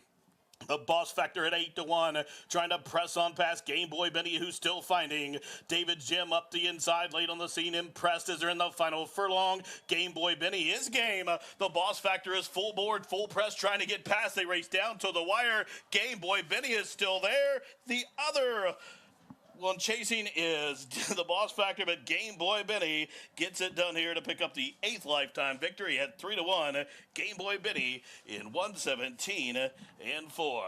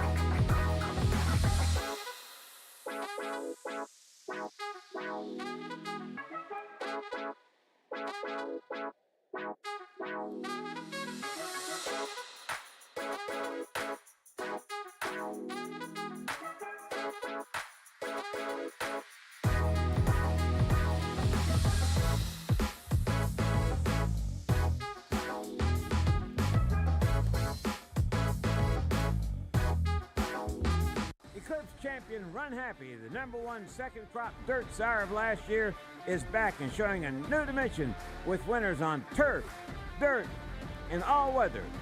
A record-breaking sprint champion, Run Happy is also siring winners at all distances, from 7 furlongs to 1.25 miles. A sire whose runners can carry his speed over all distances and all surfaces. Run Happy, price for value, and standing strong at Claiborne Farm.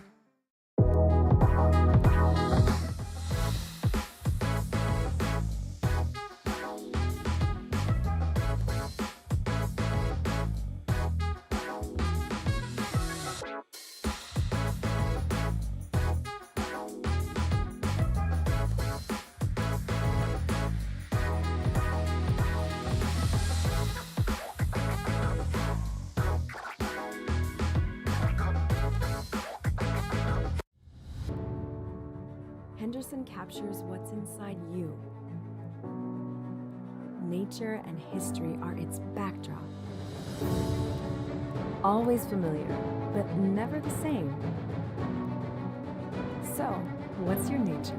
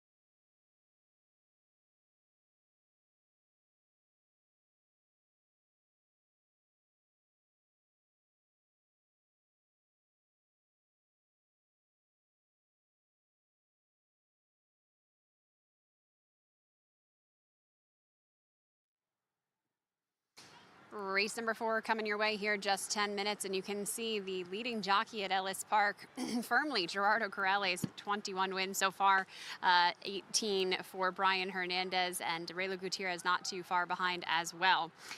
Leading trainer standings there, Johnny Ortiz clinching the first race on the card with 12 victories, currently ahead of Steve Asmussen, who has 11, and Brad Cox tied in second for 11 as well. This race sponsored by Run Happy, a maiden special weight for $60,000, and this one has been kind of the buzz race today. The 5-horse in here taking a lot of action. This horse, a full sibling to Mandaloon, who ended up being crowned the Derby winner rather in 2021. Won races like the Grade 1 Haskell as well, homebred for Juddmonte. But Mullion, trained by Brad Cox, Florent Giroux, will be aboard here. I would think that he came in to ride this horse just because of the potential that he has, the son of Into Mischief. Certainly looks like he's had a lot of great works to prepare for this race. Physically here in the paddock, he looks good as well. Hasn't turned a hair. He's a gorgeous looking horse. Certainly excited to see what he can do on the racetrack here, but that has been the horse that everybody's been buzzing about all morning. Now, the 3-horse 10 days later for Ken McPeak, I thought also stood a bit of a chance here. 2-year-old son of Collected, who's had a good number of works leading up into this spot. I thought some pretty solid times with Corey Lannery, who rides a lot of the young, well, a lot of the horses across the board, but helps to prepare a lot of those younger horses for Kenny McPeak, breezing them in the morning. So I put the 3 in there at 7-2 in the morning line. I also thought about the 9-horse, and that is Tap in Formation for Wayne Catalano. This is a gelding who has had crazy fast works coming into this first start. He comes in with 2 back-to-back bullet workouts at Keeneland from the gate. 4 furlongs in 45 and 3, and 5 furlongs in 58 flat. Like I said, both from the gate. Those are incredible times, especially for a firster, especially for a 2-year-old. So I'm excited to see the speed that this horse might have. He is a full sibling to a horse named Lil Tootsie, who won the 2022 Ellis Park Groupie Doll race just a couple of weeks ago. So some nice breeding there as well. Wayne Catalano with a couple of horses here at the meet, 2 wins so far, but winning at a 17% clip. Mikhail Michel will be aboard for the ride for the 2-year-old son of Tapiture, but I thought with those workout times, certainly had to include this one for a little bit more value, especially if the public was going to jump on the 5-horse so much, which right now that one at 3-5. So you're getting a nice 4-1 price on the 9. The 8-horse, how did he do that? That one for Steve Asmussen. Now remember, he is right behind John Ortiz. He's got 2 horses in today, and if he's able to win both those races, he will surpass John Ortiz for that leading trainer title. But how he do that for Rafael Bejarano? Had Brian Hernandez aboard last time. This horse coming off just a little bit of a freshening, staying at the maiden special weight level. He debuted at Churchill Downs here at Ellis Park. I would think he's going to have a pretty good chance too. And the fact that you have so many first-time starters in this field, I think that experience can oftentimes be helpful. Granted, it was a bit of a flat race for him. He didn't do too much running, but Steve Asmussen wins at 22% with horses that, maidens rather, that are running for the second time. I will say that the 2-horse O Gangster, not a horse that I originally used, but definitely a horse that you might want to consider there. I do note that we just had the 4-horse go up a little bit and lose the rider Colby Hernandez for Cherie DeVoe as they were just about to walk out. So we might have to have Colby checked out there before we figure out what's going to go on here for this race.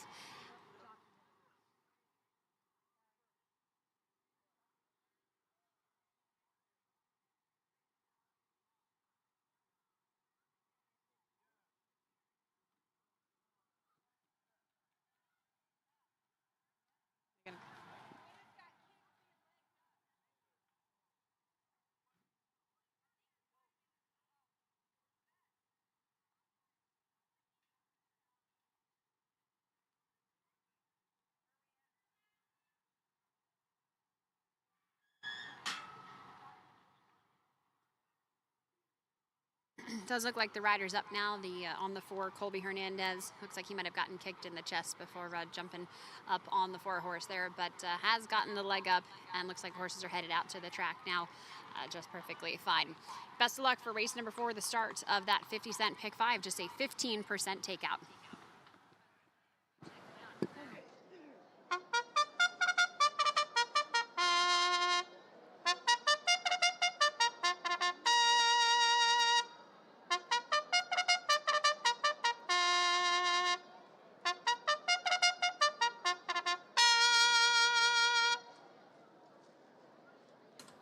Horses up on the track now for race number 4, sponsored by Run Happy, maiden 2-year-old special weight per $60,000. It goes 6 furlongs, a field of 10. One place show, exact to try, super daily double, pick 3, and it starts the pick 5 in 5 minutes. Good luck.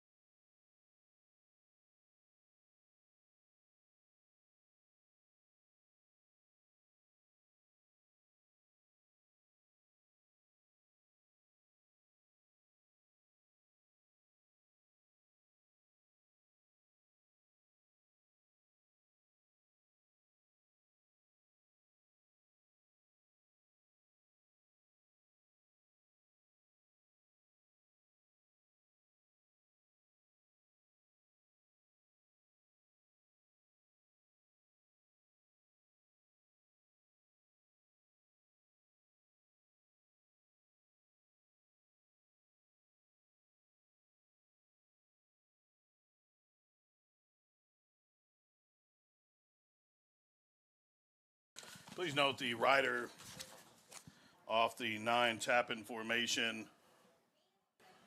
in the far turn, just about the 7 furlong pole. But now she's been given a leg up by the Outriders, back up top. We join the others as they're approaching the gate.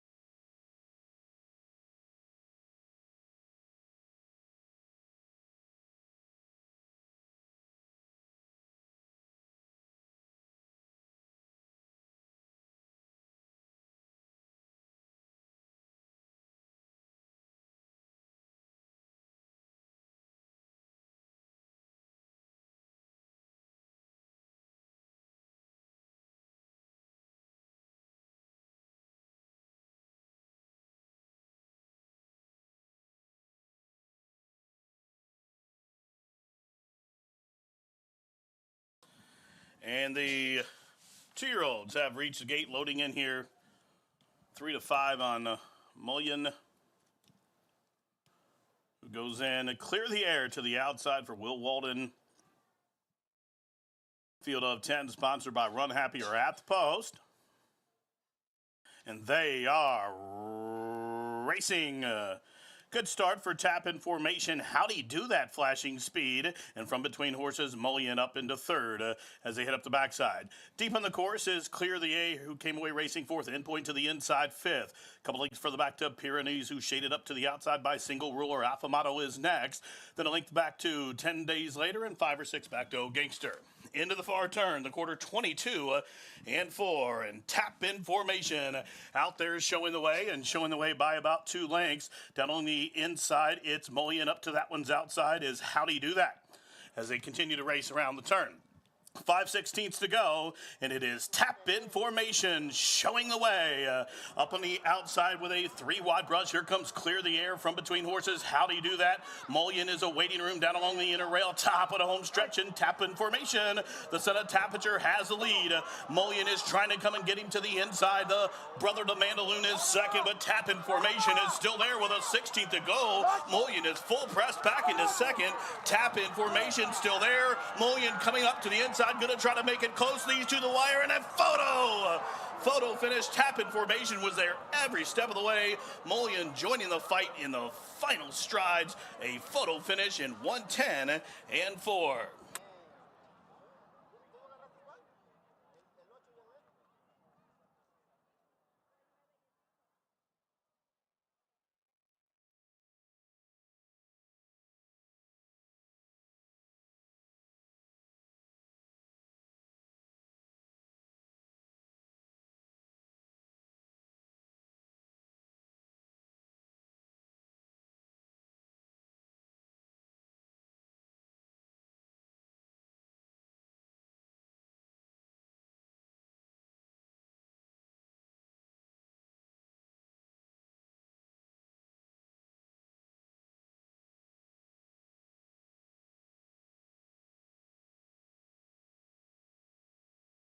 And tight photo finish, exciting stretch run. Looked like tap-in formation may have held, but the photo sign is up. Hold them all.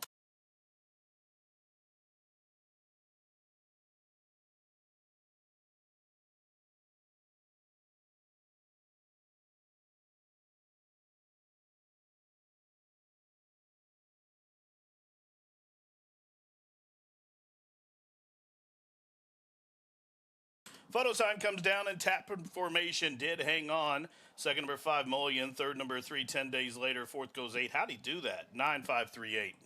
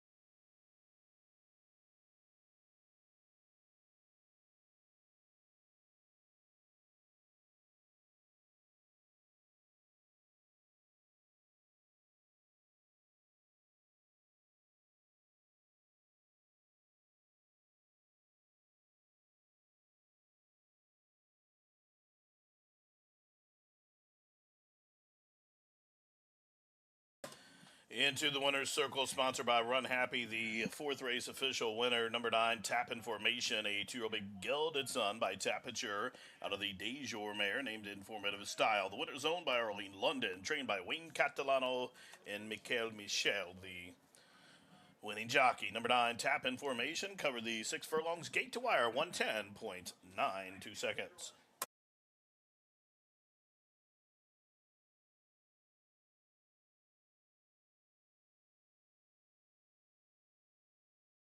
Tap in Formation. The early money showed up. The works were right, and Tap in Formation obliges here 3-1, 8-10 for the win money.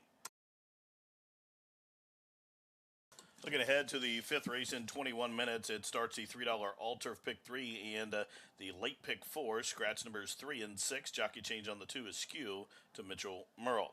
Down to a field of 5, so take out the super. Those were refunded. Again, win, play, show, exact to try. Daily double starts the normal pick 3 on races 5, 6, 7. Starts a 50-cent pick 4 in the final 4. And it starts at all-turf pick 3 for races 5, 6, and 8.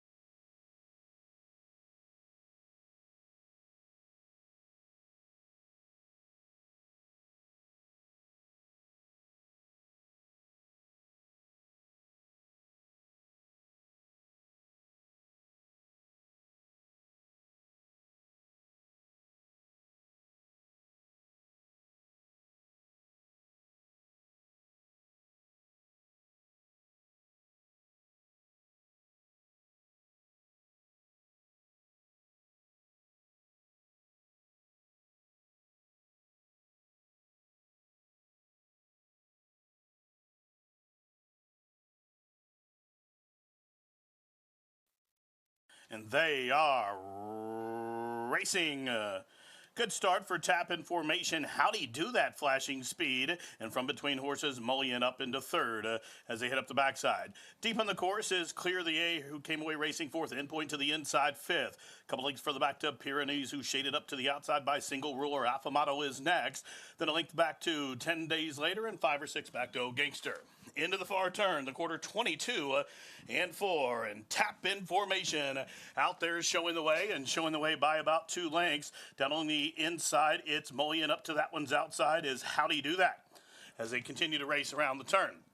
5/16 to go, and it is Tap in Formation showing the way. Up on the outside with a 3-wide brush. Here comes Clear the Air from between horses. How'd he do that? Mullion is a waiting room down along the inner rail. Top of the home stretch, and Tap in Formation. The son of Tapiture has the lead.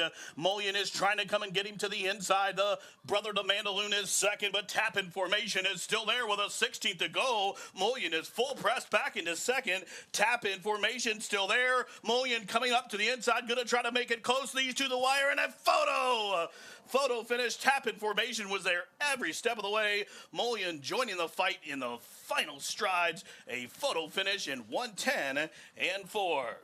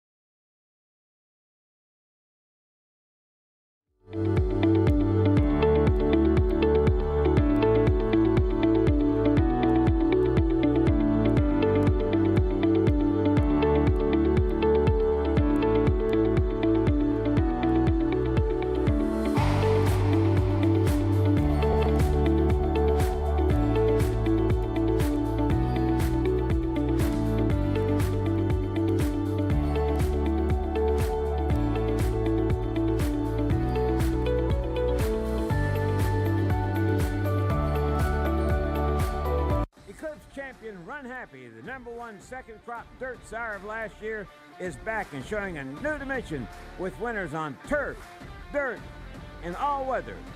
A record-breaking sprint champion, Run Happy is also siring winners at all distances, from 7 furlongs to 1.25 miles. A sire whose runners can carry his speed over all distances and all surfaces. Run Happy, price for value, and standing strong at Claiborne Farm.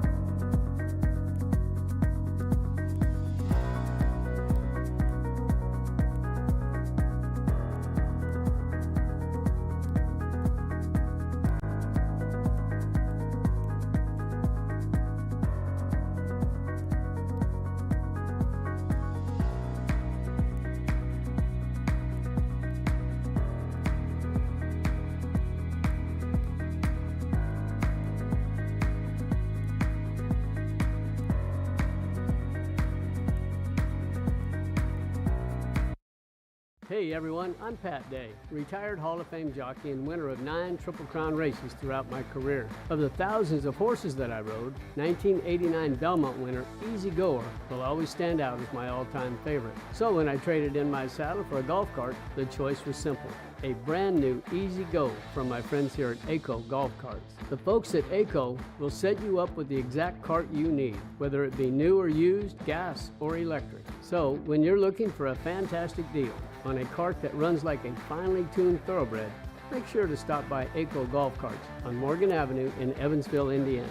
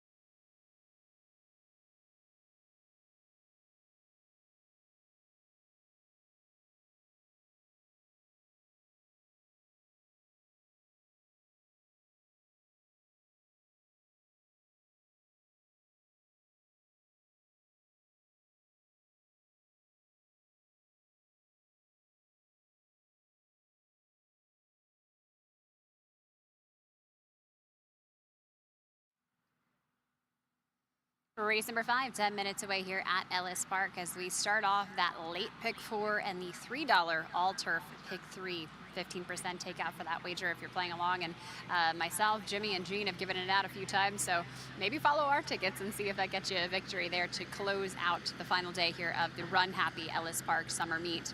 For this race, we have a claiming event ahead of us, and we are on the turf course, a mile and a 16th the distance.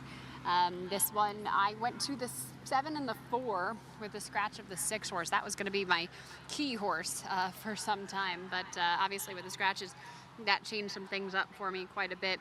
And I did end up on the 7 horse Moonshine Dreamer for Jim Corrigan. This is a horse who last time did have some trouble to deal with. He was bumped and bothered at the start.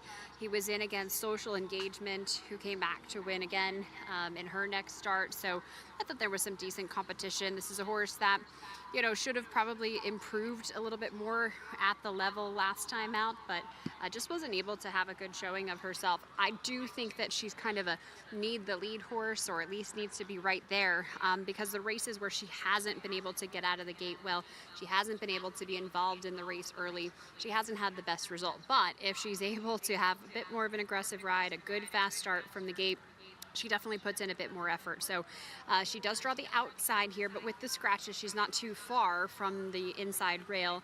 But Moonshine Dreamer, the 7 horse, going to go on top for me. Jim Corrigan looking for the first winner of the meet, but a trainer that wins at 15% for the year. Now the 2 horse, that is, or I'm sorry, the 4 horse is my next one, La Torista. This one is a horse who finished second last time right here at Ellis Park, though that race held on the main track on the dirt surface. Going to switch back over to the turf, 2 races back. In fact, this filly was in a turf race where she went a mile here at Ellis. So she's going to stretch back out in distance a bit more, which I think she will prefer. She really was right there for the majority of that race last time out, and I think she's certainly a very fit filly. She's extremely well muscled, just kind of walked by me here in the paddock. She has a good step to her as well. She seems to cover a lot of ground, a really efficient mover, pushes off that hind end nicely, so I like what I see from her here in the paddock as she gets her final preparations for the race. Now the 2 is Askew for Cheryl Weinbaugh, who just won a race, I think race number 3 on the day. This is a horse that typically needs to save some ground. She definitely is a horse that likes to sit off the pace a little bit, make a late run of it, and pick up some of those pieces. She had some successful races on the synthetic at Gulfstream Park, but she's yet to see the winner's circle. It's been quite a few months. The last time was January of this year at Gulfstream Park. So if she's able to get a little bit of a pace set up, which I think she needs, she should be able to do well here. They did drop her in for the $20,000 tag last time at Indiana to go the mile distance, but before that she was protected in some allowance optional claiming starter allowance races as well. So this seems like a much more manageable level for the 2. Race number 5 here at Ellis Park, just a few moments away. Remember, this is the start of that 50-cent pick 4 and the all-turf pick 3.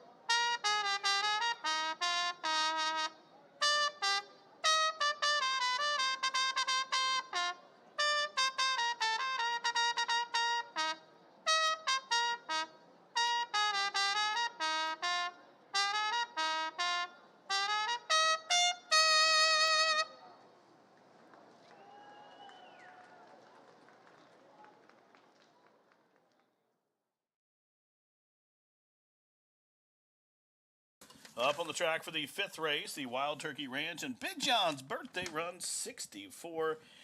They'll go a mile and 16th on a firm turf, take out numbers 3 and 6. Put Mitchell Merle on the 2, post time in 6 minutes.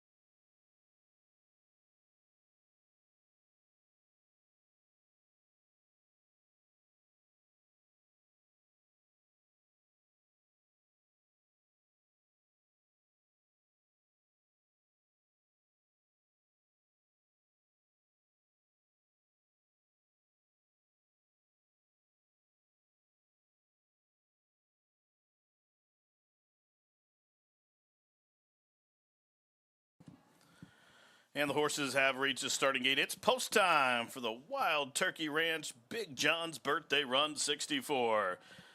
Big group down there adjacent to the winner's circle. Here's celebrating as Runaway Mom coming up.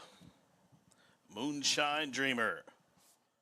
Big John will be drinking some moonshine tonight. As they are at the post. And they are racing. Slow start for Runaway Mom. Fast start for Edgy Angel. From between horses, also pressing on. There goes Askew. They pass us for the first time and head over to the turn and showing the way up top with about a linked advantage. It is La Turista as they take on the first turn.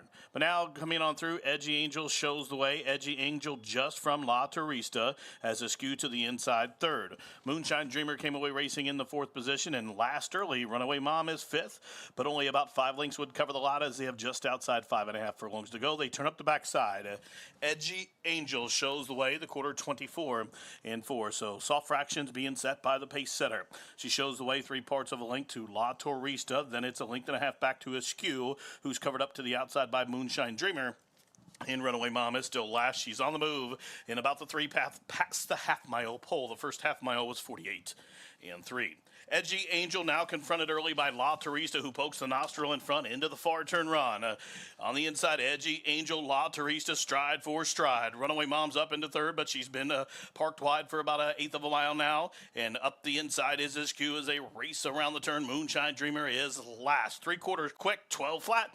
They have a 1/4 mile to go, and there goes La Turista, cut loose by Sealand. Whip is out on Edgy Angel. Runaway Mom in the center of the track, trying to split horses from the backfield. Moonshine Dreamer, 1 furlong to go. It's La Turista. Moonshine Dreamer's loose and charging outside the 16th pole. La Turista is still there. Edgy Angel battling back Moonshine Dreamer down the center, down to the wire. La Turista, Edgy Angel trying to come back, but La Turista for German Vasquez gets it done. La Turista and Sealand in 1:41 and 3.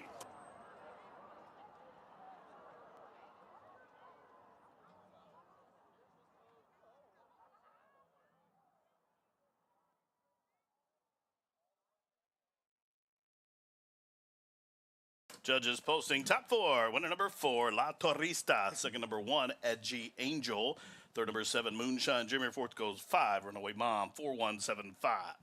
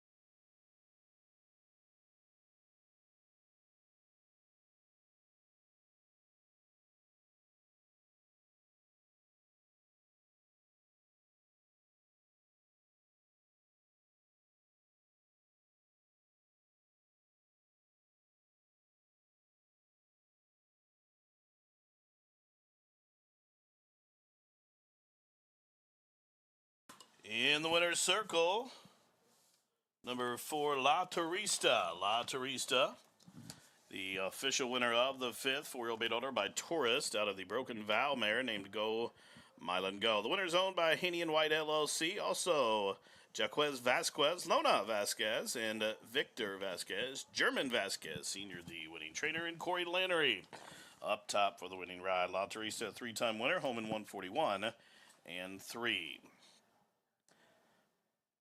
Blanket presentation in the winner's circle. The 5th race sponsors Wild Turkey Ranch. Big John's birthday run 64 here at Ellis Park, making the blanket presentation to the winning connections of La Teresa up in the winner's circle.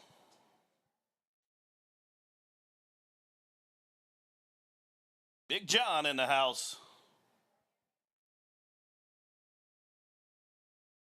A large group up in the winner's circle with this blanket presentation with the Vasquez family. Big John's birthday run 64.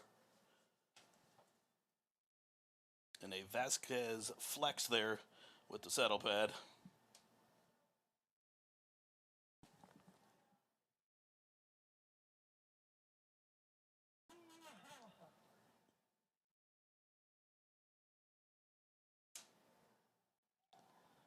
Big John's birthday run 64, the sponsors for the 5th.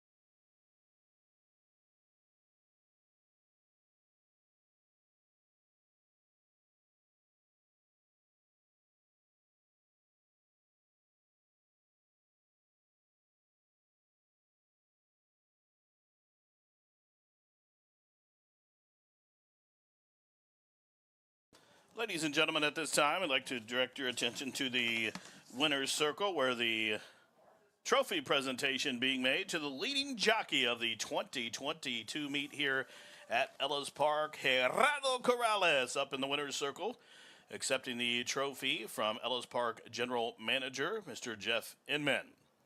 Eric Foster with a special guest appearance for the presentation here. Gerardo Corrales, the 2022 Ellis Park champion jockey this summer. Congratulations, Gerardo Corrales, and congratulations to Agent Cliff Collier.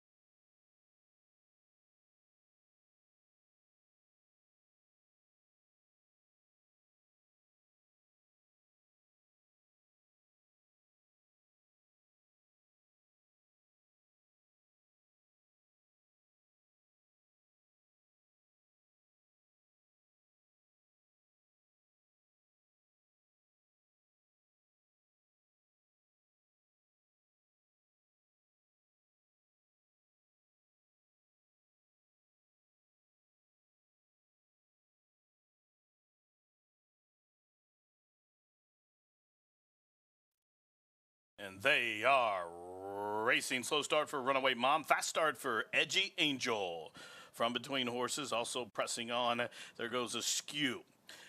They pass us for the first time and head over to the turn and showing the way up top with about a length advantage. It is La Turista as they take on the first turn.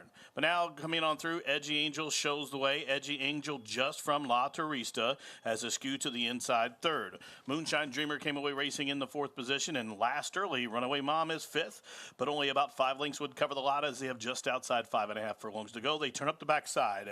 Edgy Angel shows the way, the quarter 24 and 4. So soft fractions being set by the pace setter. She shows the way 3 parts of a length to La Turista. Then it's a length and a half back to Askew, who's covered up to the outside by Moonshine Dreamer.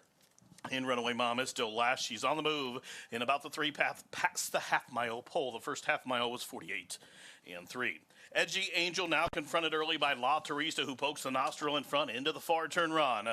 On the inside, Edgy Angel, La Teresa, stride for stride. Runaway Mom's up into third, but she's been parked wide for about 1/8 of a mile now. And up the inside is SQ as they race around the turn. Moonshine Dreamer is last. 3/4 quick, 12 flat. They have a 1/4 mile to go, and there goes La Teresa, cut loose by Sealand. Whip is out on Edgy Angel. Runaway Mom in the center of the track, trying to split horses from the backfield. Moonshine Dreamer, 1 furlong to go. It's La Teresa, Moonshine Dreamers loose and charging outside the 16th pole. La Teresa is still there. Edgy Angel battling back Moonshine Dreamer down the center, down to the wire. La Teresa, Edgy Angel trying to come back, but La Teresa for German Vasquez gets it done. La Teresa and Sealand in 141-3.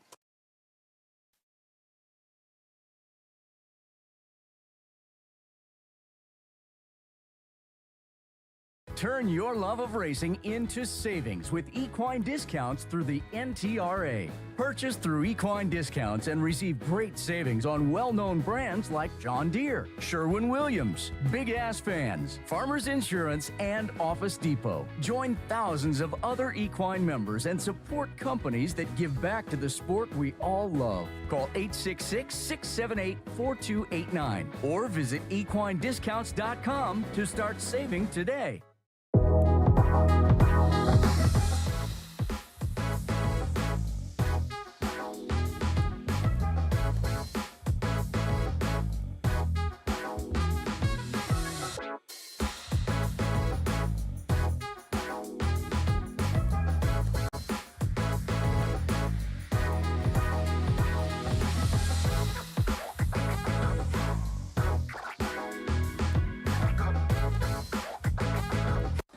Champion Run Happy, the #1 second crop dirt sire of last year, is back and showing a new dimension with winners on turf, dirt, and all weather. A record-breaking sprint champion, Run Happy is also showing winners at all distances, from 7 furlongs to 1.25 miles. A sire whose runners can carry his speed over all distances and all surfaces. Run Happy, price for value, and standing strong at Claiborne Farm.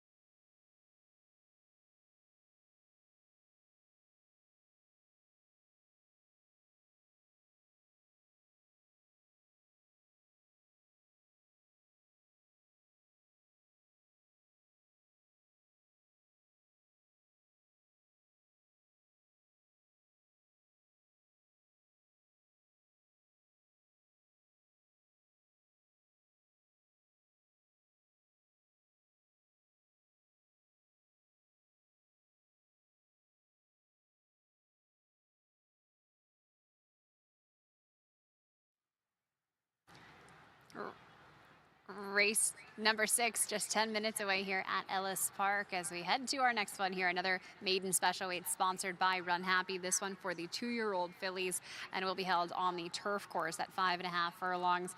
This a competitive group too. This last day card, this last weekend really has been a tough one to handicap. And you know, you have a lot of horses in here that are making their first start or have limited experience. There's also been quite a few horses in here that are acting up. Sometimes it can be a little bit of a domino effect, especially I feel like with 2-year-old fillies. So once one acts up, the other ones kind of get the idea in their head. But the 5 horse was giving them just a little bit of trouble earlier, but it has calmed down now. And the 11, before they brought this horse into the stalls, was also pretty active. Top pick for me, and well, for the rest of the guys there with Jimmy McNerney and Gene McLean. We all had the 5 on top twice as Sweet for Brendan Walsh and Vincent Chaminade. This is a horse who finished second on debut by half a length. A really, really good effort first time. Showed a good bit of speed. This is a horse that is going to switch surfaces today. That debut race was held on the muddy main track, but is going to switch over to the turf course for the very first time. I just thought that with that experience, with the way that Brendan Walsh's horses have been running, certainly that horse was one to use in here, because she already had a good showing of herself. Now the 3 is Race Through the City. This one for Jimmy DeVito. Gabe Saez will be aboard for the ride. This is a filly that's the daughter of Accelerate. She's coming in here with some good workouts, but I did think here in the paddock, maybe she might need just a little bit of a tightener. She's walking around as a perfect lady right now, but she's a little bit more of a compact horse than some of the others in here. There are quite a few fit-looking fillies in this group, so it definitely looks like it's going to be a tough one, but James DeVito winning at 28% for the meet does pretty well with the young horses too. I figured I'd give this one a chance, but may actually switch over to a couple of others with the way these horses are looking and acting here in the paddock. Now the 10 is Girl Named Charlie for Tom Amos. Edgar Morales aboard for the ride. Didn't do too much running on debut, kind of ran an even race to finish 4th, but beaten by 6 lengths. That was on the muddy main track at Ellis Park in a race that was taken off of the turf course. Obviously, they are getting the grass here today, which is what they intended for her on debut. Tom Amos is so good at placing his horses, and so I certainly think that if that was the idea first time for her, that she should be able to have a better showing of herself on the surface that they would have preferred. Did want to mention that the 7-horse Jersey Pearl acting up quite a little bit, bucking, in fact, a pretty big one at the crowd just a moment ago. And the 6-horse, too, Della Luce, has been kind of shying away from the handler as well. So 2 horses that you just might want to keep your eye on as they're warming up. That 7-horse, originally, I had on some of my tickets as well, Jersey Pearl, so hopefully she can get her act together before they get out to the turf course. She's quite a big-bodied 2-year-old filly. It looks like she might even still have some growing to do, as her hindquarters are a little bit taller than her withers there, so she might kind of even out as she continues to grow up a bit, but she's got a lot of girth to her. She certainly has a lot of hindquarter as well, which I think works for a sprint race, and here we are sprinting at 5.5 furlongs, so possibly that will help her as far as her conformation is concerned. Now the 9 is Tenacious Lady for Chris Hartman. Wins at 18% for the meet. Mitchell Merle aboard for the ride. He doesn't do as well with first turfers, winning at 9%, but with first-time starters wins at 14%, so you got some nice numbers there. I didn't get a good look at her. She's been in the saddling stalls for most of the time, but that was another horse that I used on some of my longer tickets, because I did feel like this was one of the races where you could truly spread and feel good about your tickets, because it seems like anybody's game if the 5-horse Twice as Sweet is not able to get the job done. Now the 1 is La Crema for Rusty Arnold. Martin Garcia aboard for the ride. A lot of kind of long works for this filly coming into this spot, especially a 4-furlong drill in 50 and 3 coming into this. I think probably they got what they needed earlier on when she had fired a bullet workout at Keeneland, 4 furlongs in 48 and 2 from the gate, and then she had a good 5-furlong drill as well. So likely kind of slowed her down to prepare for this one and just kind of get some air in her lungs. A competitive field of 2-year-old fillies headed your way for race number 6 here at Ellis Park. 5.5 furlongs on the turf. Your final opportunity to play the pick 3 here at Ellis. Good luck.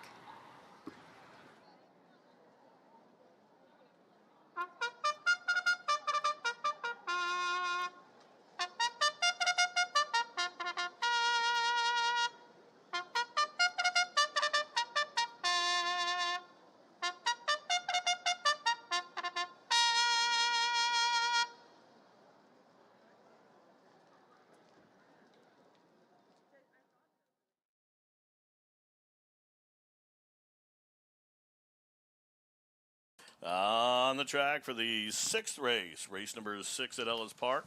Post time in just 4 minutes in this race. You're reminded a couple of changes. 2 scratches here in the 6. Take out number 8, Lux Me, and the 12, Lady Evelyn Can. Race sponsored by Run Happy. Starts the final pick 3 of the meet in 3 minutes.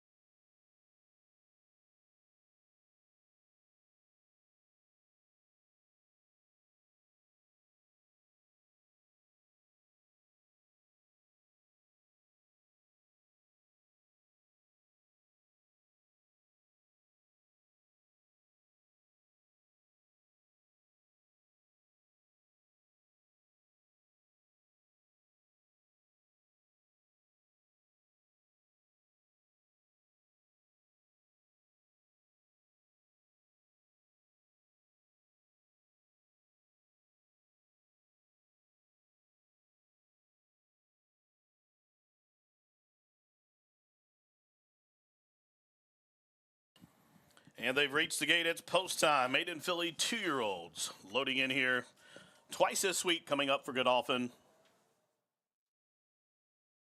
Hold My Crown to the outside with leading jockey Corrales going in. 2-year-old fillies at the post. And they are racing. Quick start for Girl Named Charlie. Also from between horses, Race Through the City, One Stormy Lady. Flashing speed up the fence and Twice as Sweet makes it 4 across the course. Then we trail back about a length and a half as Girl Named Charlie is now back into the 5th position. La Crema is next. Hold My Crown is about a length in front of Della Loose and the 2 back markers, Tenacious Lady and Song of Storms.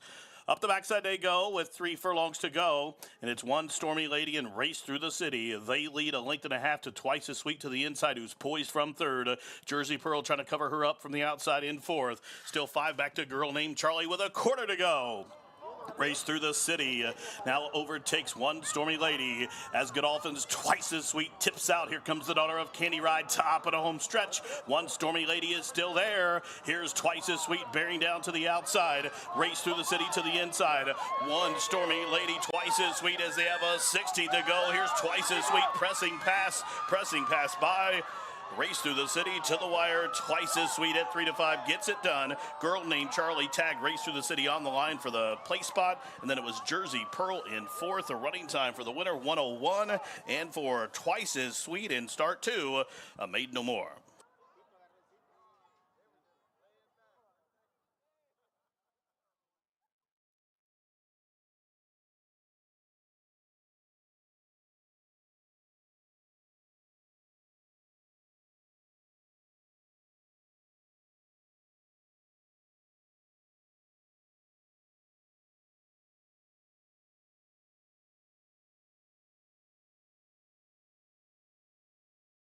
Judges posting the top 4 finishers. Winner number 5, Twice as Sweet. Second, number 10, Girl Named Charlie. Third, number 3, Race Through the City.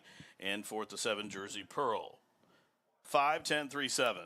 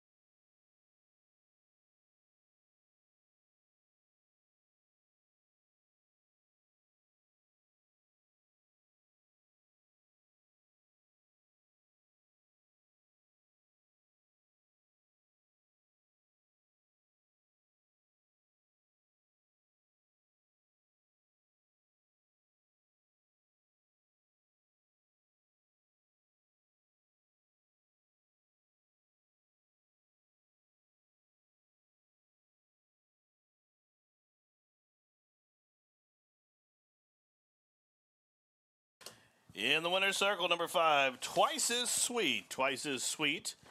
Convincing winner here, breaking her maiden, the 2-year-old Chestnut Daughters by Candy Ride out of the Tappet mare named Snowbell. The winner's owned by Godolphin LLC, trained by Brendan Wilson, Vincent Chaminade. The winning jockey, Twice as Sweet, covered a 5.5 on Turf 101 and 4. Race 6 official. Up next, race number 7 in 20 minutes. It's the Leon Happ Memorial. It's also sponsored by Run Happy, a field of 11 to go.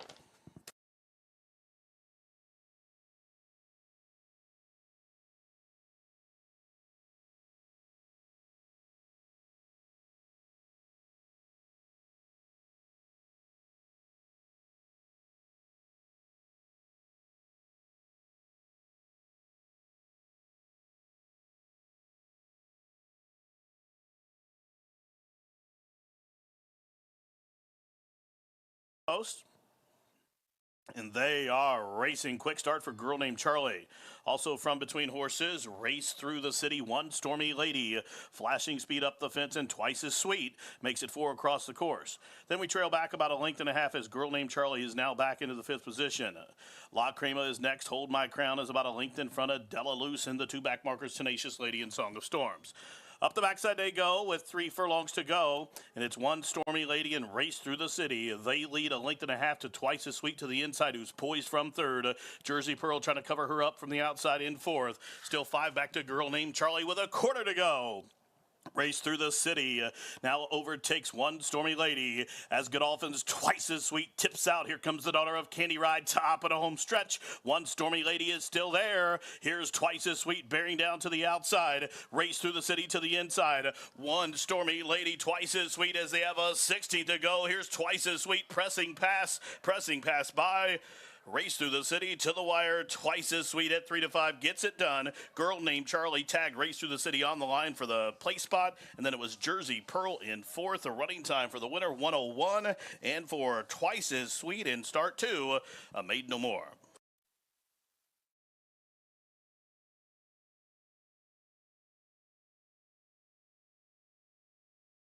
Eclipse champion Run Happy, the #1 second crop dirt sire of last year, is back and showing a new dimension with winners on turf, dirt, and all weather.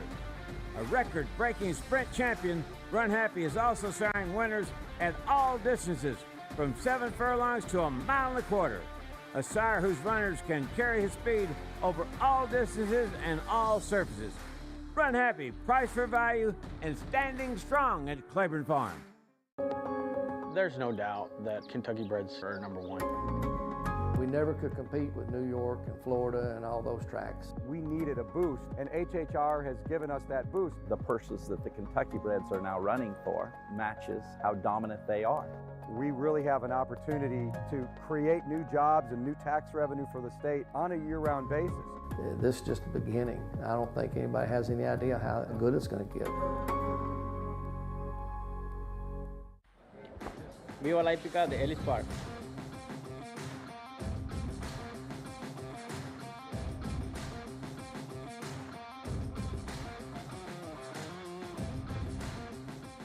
Race to Twin Spires and register with code GET200 to start earning your new player bonus of up to $200. Watch and bet on some of the world's best racing and check out our expert picks and weekly promotions.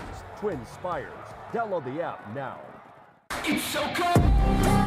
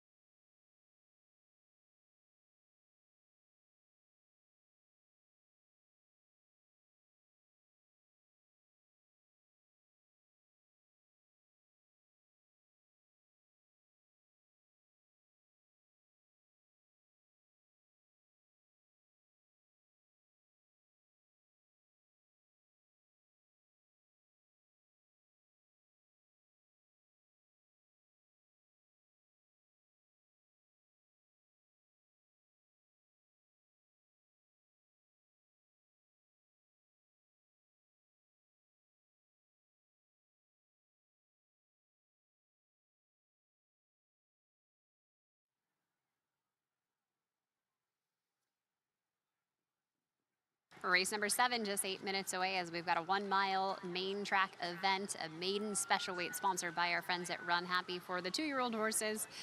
This race for me, I went to the 3, 7, and 4, but I did just want to mention that this is the final opportunity. Steve Asmussen has one in here. That is one of the trainers that is among our top trainers here at Ellis Park for the summer. He's got the 10-horse Led Tasso, and if that horse were to win, then both he and John Ortiz would tie for the leading trainer title for the 2022 Run Happy summer meet here at Ellis. So keep your eye there on the 10. If not, it does go to trainer John Ortiz. It would be his first training title that he has ever gotten in his career as a trainer. But Ellis Park, race number 7, I went to the 3, 7, and 4 for my top picks. Thought about the 11 horse as well. We'll talk about the 3 first. That is Fight Fiercely for Eddie Keneally, a horse who's had 2 starts already, which I think is particularly important, especially since you have some firsters in here. You have some horses that had one out already but may need another tightener. But Fight Fiercely, I thought, had a really good showing of himself, especially last time here at Ellis Park. He did finish second by 3 lengths. That was going 7 furlongs, so a little bit longer than the 5 furlongs that he got on debut at Churchill Downs. I certainly thought that he was quite active in the paddock. It does seem like today he's much more calm, cool, and collected. So happy to see that here, as he's definitely a horse to consider with that good experience. He gets the services of Rafael Bejarano once again, but definitely top the picks for me. I did then go to the 7-horse Mamba Forever, who had a gorgeous look here in the paddock, totally dappled out, very healthy, hydrated coat on him, trained by Kenny McPee, Corey Lannery aboard for the ride here today. This horse went a mile on the turf on debut, but going to switch over to the main track surface. I did note that in that replay, this horse went to his nose out of the gate. It was definitely not the best start for him, so absolutely a horse that with a better start today, I think could have a better showing of himself, and I wouldn't be surprised to see this one maybe show a little bit more speed, be involved early on if he's able to get out of that gate a bit cleaner. Do note that the 2-year-old colt is sired by West Coast, one of the first crop sires. His dam was actually multiple graded stakes place on both dirt and turf, so a lot of versatility in that pedigree. Now the 4 horses Dennington, a 2-year-old son of Gun Runner, also trained by Kenny McPeak, who gets Brian Hernandez Jr. back aboard here. He rode the horse to a 5th place finish on debut here at Ellis Park, going 1 mile on the muddy track surface. I did note last time that the horse was quite active in the paddock. He walked over with his tail up like an Arabian, looking at everything, spooking a little bit. He is a little bit more calm than last time, but he just kind of had an episode there where he was trying to get away from the handler. So definitely still a horse with a big personality here for his second start. I did think that the way that he walked when he was doing it calmly, he covered a lot of ground. He certainly had a good, efficient movement to him. And physically, he's pretty tight, pretty well fit, well muscled coming into this spot. So I thought Dennington had a good showing of himself here in the paddock. Now the 11 Ben Dreaming was saddled here in the corner. Instead of the saddling Saul's a horse that was certainly on the muscle. He kind of gave him a little bit of trouble getting that overgirth on him, but now that he's gotten tacked up here, he's been walking around like a perfect gentleman. He is a 2-year-old son of Always Dreaming, another first crop sire there, or another sire that's newer here. But Adam Pesqueza gets the call. This horse gets more distance to cover here today. Possibly that will help him. He finished 3rd last time, but beaten by 10 lengths, so the extra distance might actually work quite well for him. He does have a good amount of leg to him. I think he's a good medium-sized horse, but physically he looks good in front of me right now. The 2 is Redeemer, this one trained by Rudolph Brousset. Blinkers going on here for the first time for this horse. He finished 8th in that race with Anglophile and Salute the Stars, who came back to win yesterday here at Ellis Park. This colt has been training at the training center, coming in with some bullet workouts, some very good times. So it seems, at least on paper, that this horse might have woken up after that first start. He went a mile distance here at Ellis Park, but over the turf course, switching over to the main track here today. With the additional speed, the additional quick workouts for him, I think that this colt could be a contender today. He also gets leading rider for the 2022 meet Gerardo Corrales in the irons here today. The pedigree for this one, he's a son of Curlin, so definitely think kind of longer distance races. And his dam was multiple stakes placed on turf at Woodbine. His horse is in fact a half to multiple grade 2 winner on turf and dirt, Good Samaritan, who made $1.3 million. That's the 2-horse Redeemer, a half sibling to that one. Looks like riders are getting a leg up, and horses will be headed out for the late double, race number 7 there. Maiden special weight, sponsored by Run Happy, 1 mile over that fast main track. Good luck.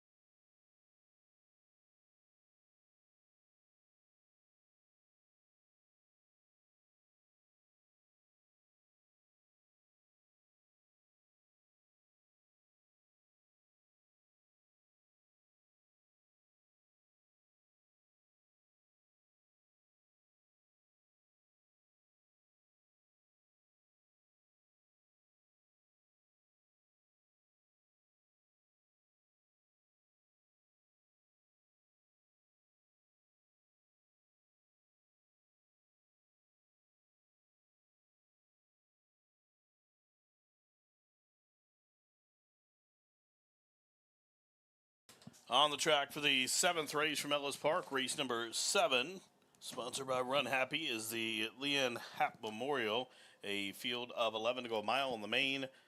Win, place, show exact to try Super Daily Double, post time in just a couple of minutes.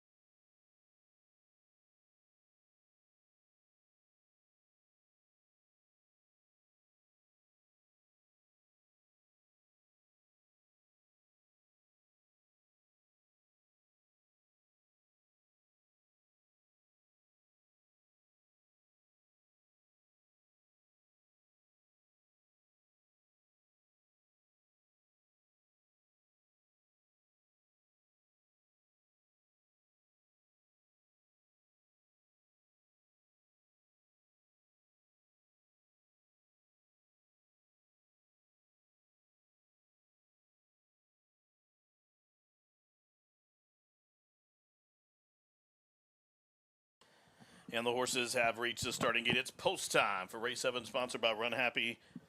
This is the Leanne Happ Memorial. Field of 11 2-year-olds to race a mile in the main. Fight Fiercely coming forward. Also loading in, there goes He's a Good Dancer.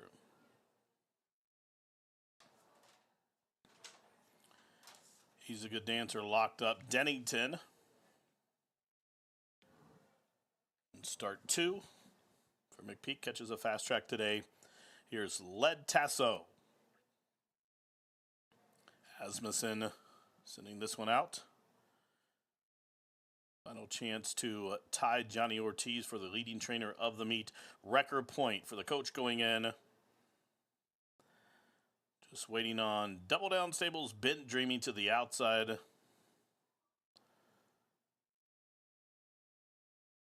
Senna Always Dreaming, third on debut, up to the outside with the Biscuit. They're at the post. And they are racing at Ellis. Good start for Fight Fiercely, also quick into stride. There goes a record point, and from between horses now clearing off is Dennington. So Dennington shows the way to the inside. Redeemer up to the outside is Record Point.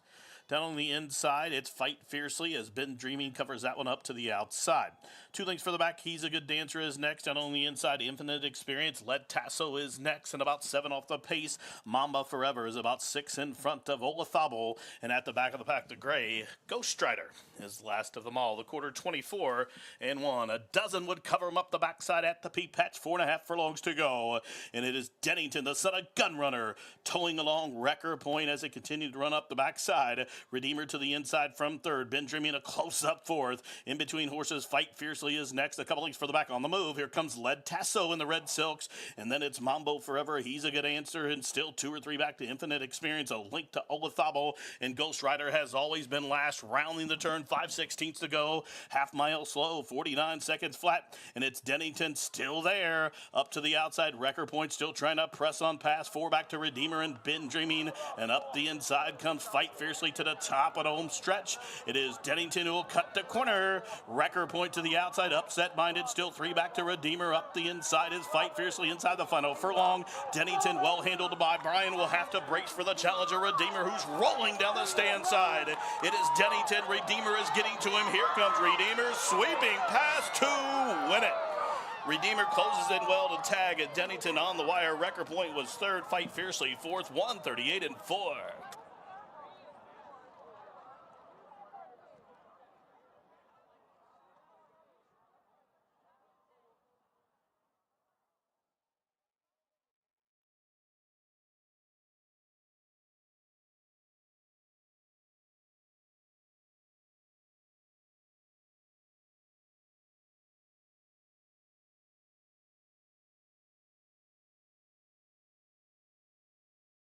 Judges posting number 2, Redeemer, as the race winner. Second to 4, Dennington. Third, number 5, Record Point. Fourth goes 3, Fight Fiercely. 2, 4, 5, 3.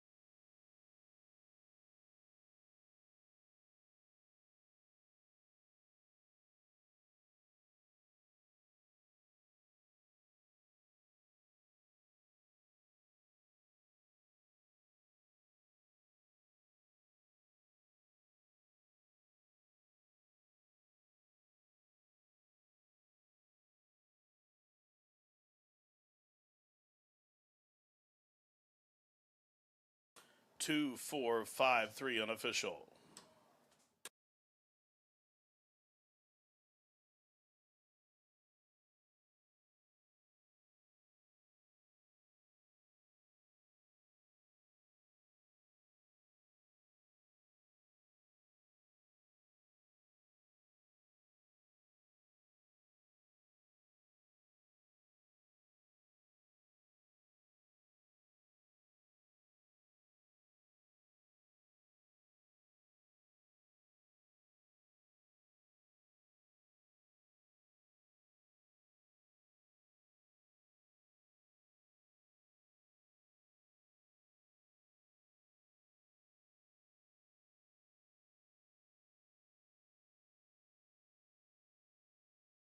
Into the winner's circle,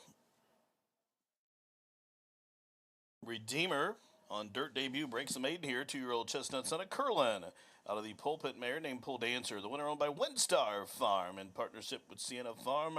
Rudy Berset, the winning trainer, and Gerardo Corrales, the winning jockey. Redeemer closes in to break maiden, the mile 138.97 seconds. Redeemer, a 5-1 Curlin winner.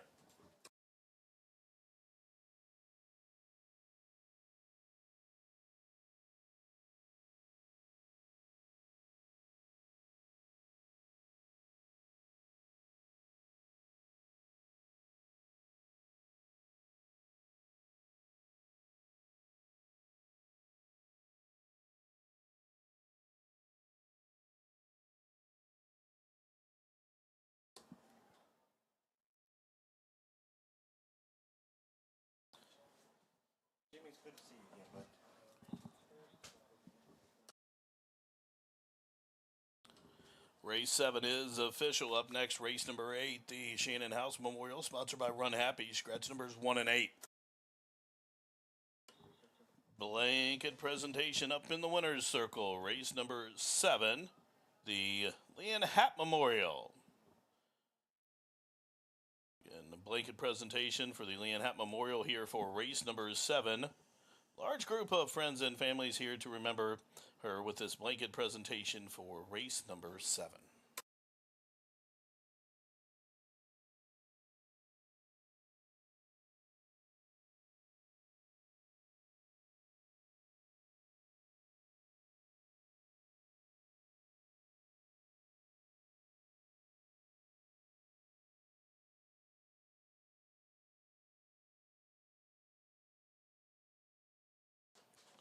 Give it up for Leanne, ladies and gentlemen, with the memorial race there in race number 7 with that presentation.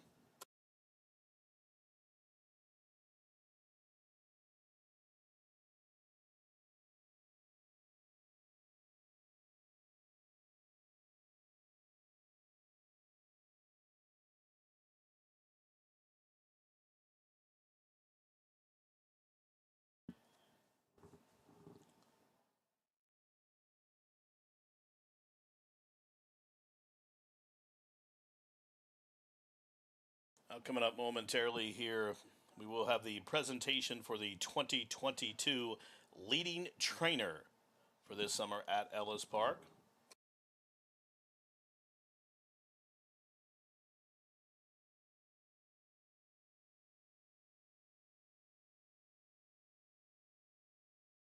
As you'll see here on your screen, race number 1.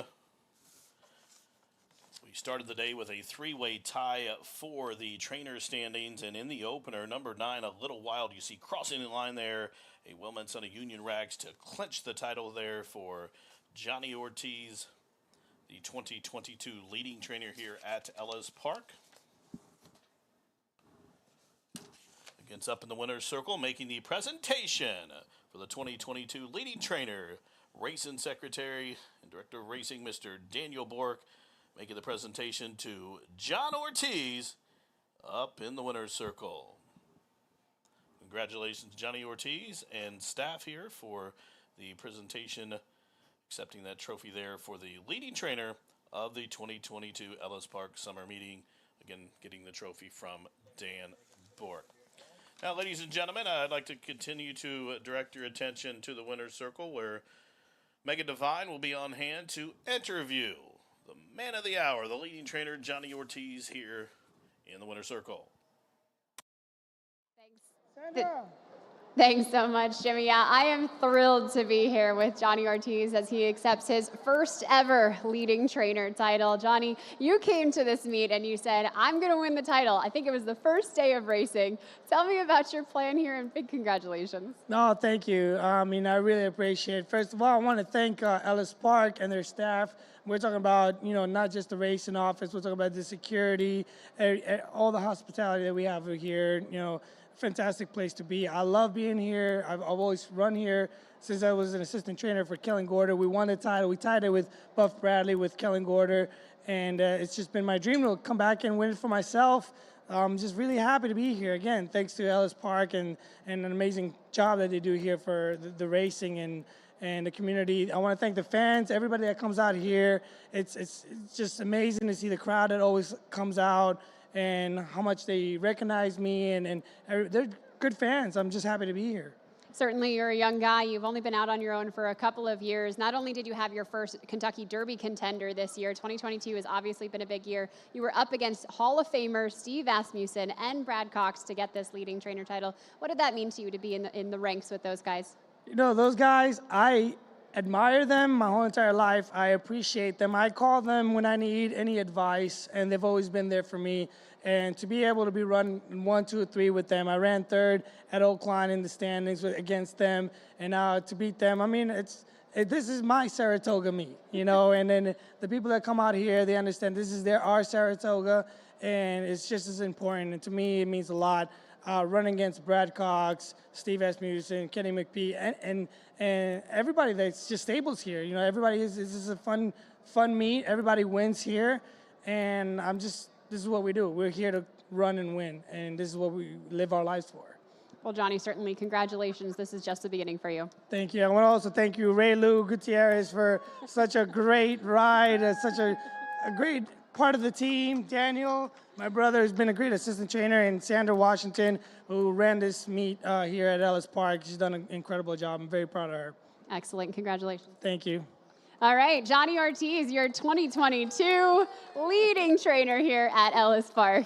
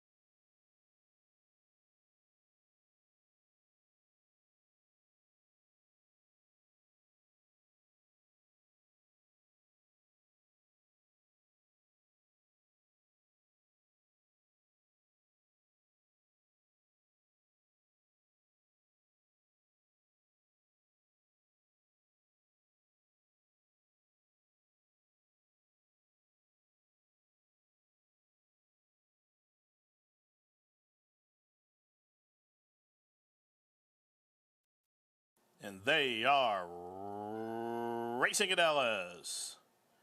Good start for Fight Fiercely, also quick into stride. There goes a record point, and from between horses now clearing off is Dennington. So Dennington shows the way to the inside. Redeemer up to the outside is Record Point.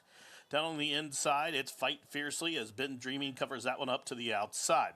2 lengths for the back, He's a Good Dancer is next. Down on the inside, Infinite Experience, Lead Tasso is next, and about 7 off the pace. Mamba Forever is about 6 in front of Olathable, and at the back of the pack, the gray Ghost Strider is last of them all. The quarter 24 and 1. A dozen would cover him up the backside at the peep patch. 4.5 furlongs to go, and it is Dennington, the son of Gunrunner, towing along Record Point as they continue to run up the backside. Redeemer to the inside from third. Ben Dreaming a close up fourth. In between horses, Fight Fiercely Fiercely is next. A couple lengths further back on the move. Here comes Led Tasso in the red silks. And then it's Mambo Forever. He's a good answer. And still 2 or 3 back to Infinite Experience. A link to Olithabo. And Ghost Rider has always been last. Rounding the turn. 5/16 to go. Half mile slow. 49 seconds flat. And it's Dennington still there. Up to the outside. Wrecker Point still trying to press on past. 4 back to Redeemer and Been Dreaming. And up the inside comes Fight Fiercely to the top of the home stretch. It is Dennington who will cut the corner. Wrecker Point to the outside. Upset Minded still 3 back to Redeemer. Up the inside is Fight Fiercely inside the final furlong. Dennington well handled by Brian will have to brace for the challenger Redeemer who's rolling down the stand side. It is Dennington. Redeemer is getting to him. Here comes Redeemer sweeping past to win it. Redeemer closes in well to tag at Dennington on the wire. Wrecker Point was third. Fight Fiercely fourth. 1:38.4.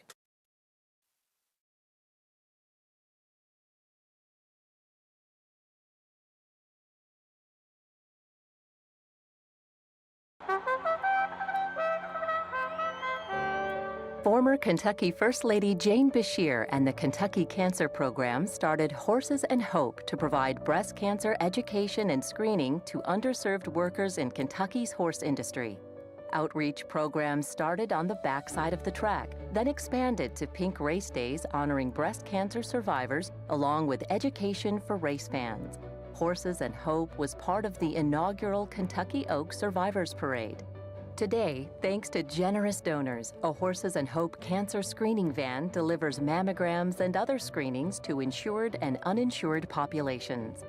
Operated by U of L Health Brown Cancer Center, it travels daily to many sites to increase access to life-saving services. My husband and I take a day off every year. We go to the fair. I go for my screening every year here until I was 49 and they found something. I got the full gamut. I got 16 chemos and 20 radiations. But they help you. The whole hospital does. The team does. If I hadn't have gone and they hadn't have found it, I wouldn't be here today. So if I can save one person's life and ask everybody to get their screenings, that's what I'm here to do.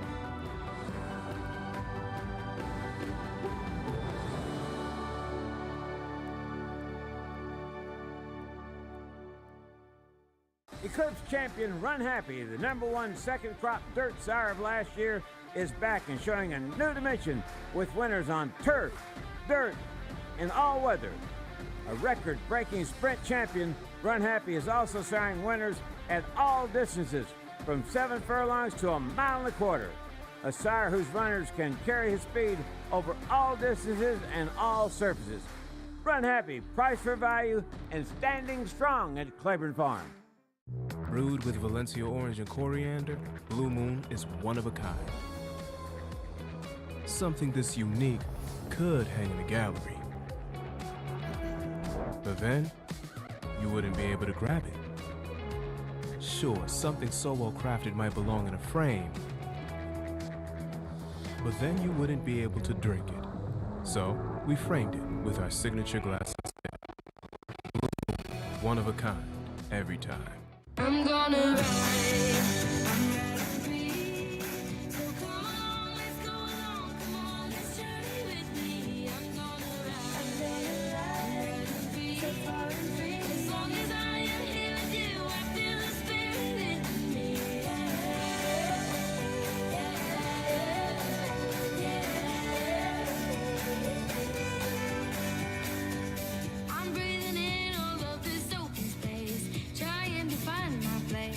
In this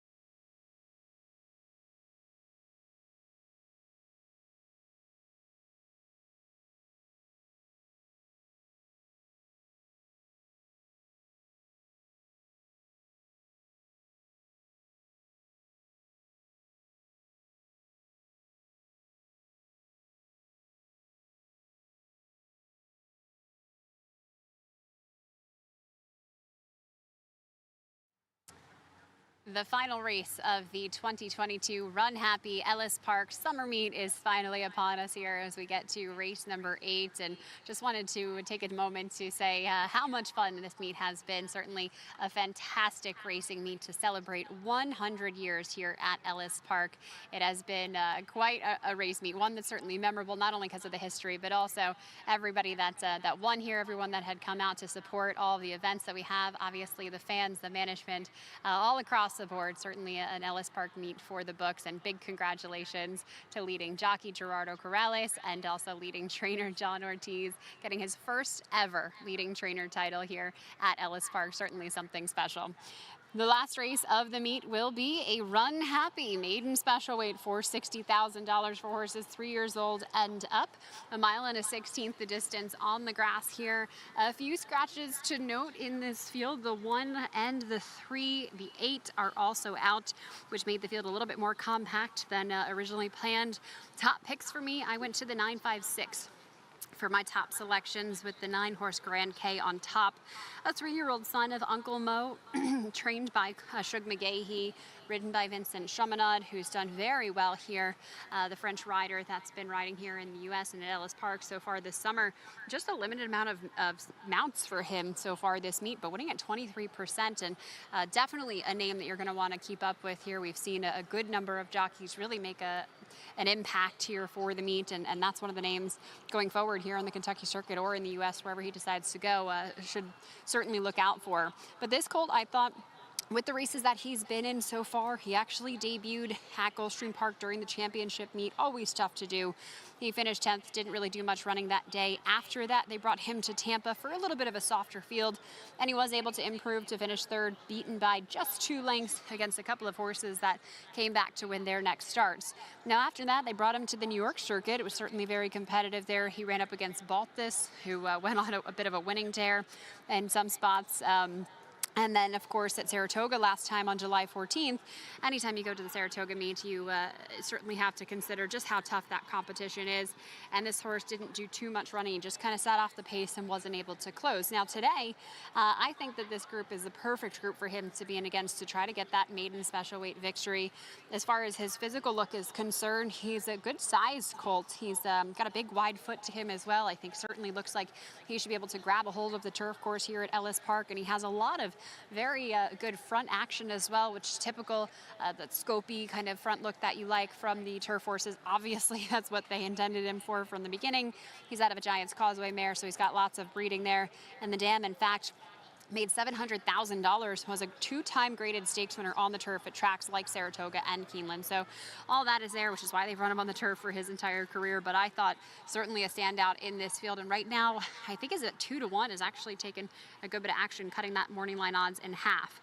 The 5-horse is Bueller's Day Off for Brian Lynch. I thought that this gelding looked really athletic last time.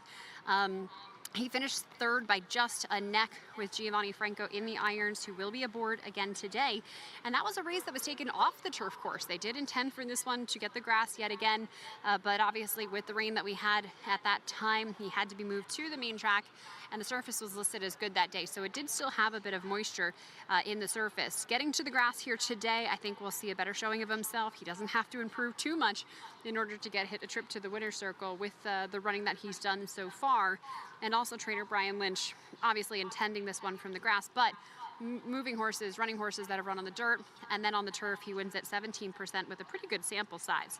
The 6-horse, the final one I used in my tickets, is Heating.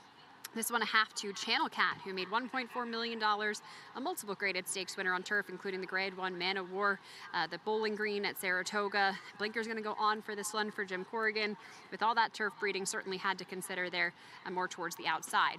Our 8th and final race here at Ellis Park, just a few moments away. Good luck.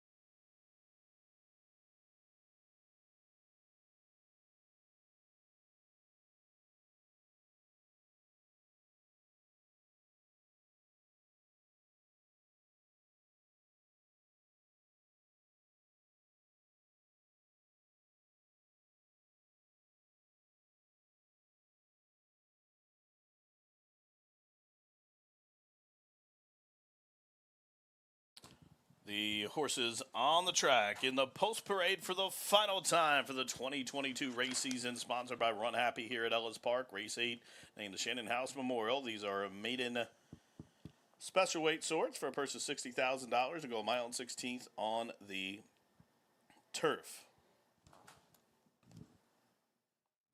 Couple of changes here in the 8th and final.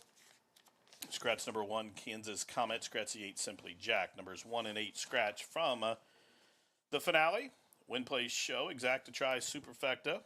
Also, ladies and gentlemen, now the Dippin' Dots booth has informed me that while supplies last, free Dippin' Dots down at the Dippin' Dots booth in the Grandstand Tunnel. Once again, free Dippin' Dots. So anybody who wants some, head over to the Dippin' Dot booth. They are free while supplies last until they run out. The Dippin' Dots booth in the main Grandstand Tunnel right in the middle there. Head on over to get some free Dippin' Dots.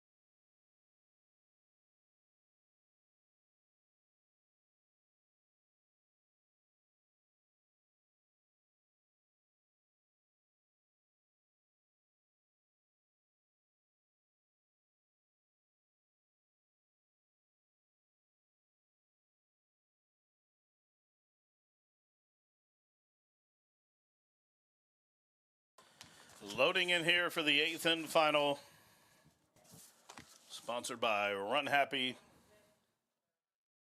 As we remember, a longtime fixture here at Ellis Park, Shannon House. Field of 7 to close out the show for the 2022 season.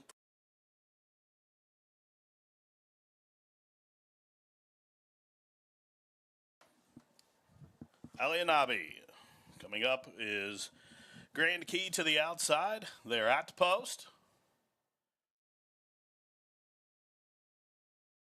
And they are racing at Ellis Park. My Romeo Lima with an alert beginning. Bueller's Day Off will press up to the outside. Alianabi down toward the rail from 3rd. Prince of Glory is 4th. Get Through came away racing in the 5th position as they head over the turn. Heating is 2nd last, and at the back of the pack is Grand Key. A dozen lengths top to bottom as they work around the turn. My Romeo Lima Up top, Bueller's Day Off to the outside in second. A margin of 4 back to Ali Anabi, who is third. A similar margin back to Prince of Glory, who rides the rail now, getting past to the outside by Get Through, and also Grand Key, and up the inside is Heating. Down the back stretch, going at a pretty good clip up top with 4.5 furlongs to go. The quarter, there it is. Wow, 23 and 2/5 seconds. Bueller's Day Off shows the way. My Romeo Lima, and they match strides and have opened up about 8 with 3.5 furlongs to go on Ali Anabi, who's back into third. Advancing to the outside is Get Through, up the inside Heating, still a length back to Grand Key, and 9 or 10 back to Prince of Glory, who is last. Rounding the turn, 5/16 to go. The leader's half mile was 46 and 2, but they start to come back to the field. My Romeo Lima and Bueller's Day Off, they are still there, 1-2. Up into third is Ali Anabi as they race towards the top of the home stretch. Heating will cut the corner, and it's wide open as a whip for the judges. And it's My Romeo Lima still there. Bueller's Day Off is second. Here's Ali Anabi and also Heating and Get Through, 1/16 left. My Romeo Lima still there, still finding Ali Anabi chasing down to the wire. My Romeo Lima coast to coast. Ali Anabi was second. Bueller's Day Off third. Heating was fourth, and that's a 2022 wrap for Ellis Park in 140 and 3.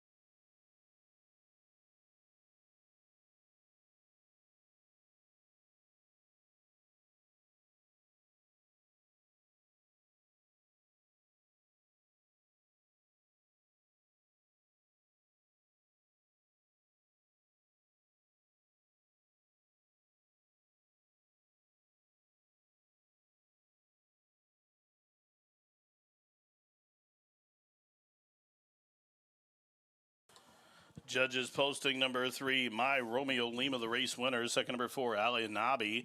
Third, number 5, Bueller's Day Off. And fourth goes 6, Heating. 3, 4, 5, 6.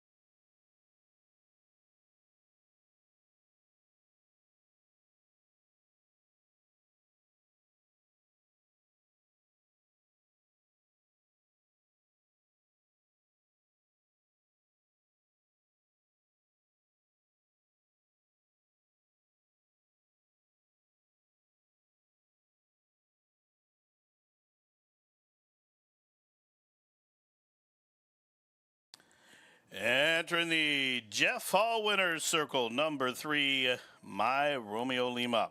A 3-0 big gelded son by Malibu Moon out of the Tisnow mare named Fantasy of Flight. The winner's owned by Robert and Luana Lowe. Trained by Steve Margolis with Francisco Arrieta. Up top, My Romeo Lima. Again owned by Robert and Luana Lowe. Covered the My Own 16th on firm turf, 140.79 seconds.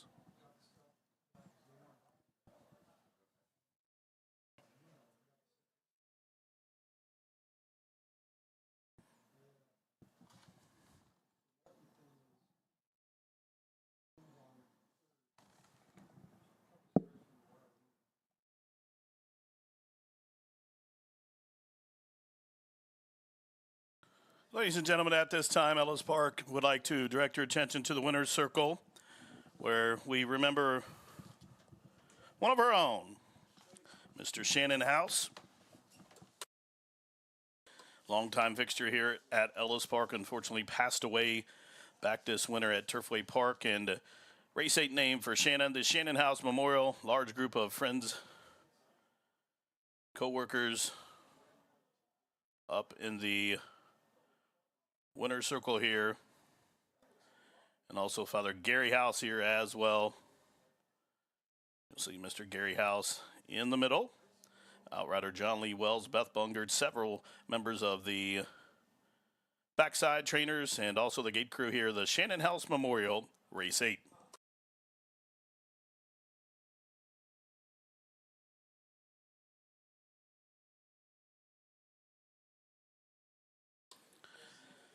What a way to close out the show, remembering a beloved member of the racing community here. And race fans, we'd like to thank you for coming out and supporting Ellis Park for another great season, the 100th anniversary of good old Ellis Park, formerly known Dade Park. Again, the 100th racing season has come to a conclusion. Bright things are on the horizon. We appreciate you coming on out. The fun doesn't stop here. Head over to the clubhouse. HHR machines continuing to roll, and also the simulcast action from tracks throughout the country. From all of us here at the track, I'd like to thank you once again for your support.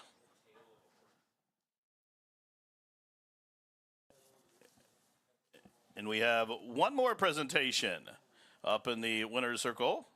The leading owners of the meet, Gary and Mary West. Gary and Mary West, the leading owners for the 2022 meet, accepting the presentation from Vince there. There's Johnny Ortiz, one of Gary and Mary West's several trainers here this meeting. Again, the leading owner trophy goes to Gary and Mary West, and those familiar pink and black silks, accepting on their behalf Mr. Johnny Ortiz, the 2022 leading trainer. Once again, race fans, thanks for your support this meet. I'll see you at the races.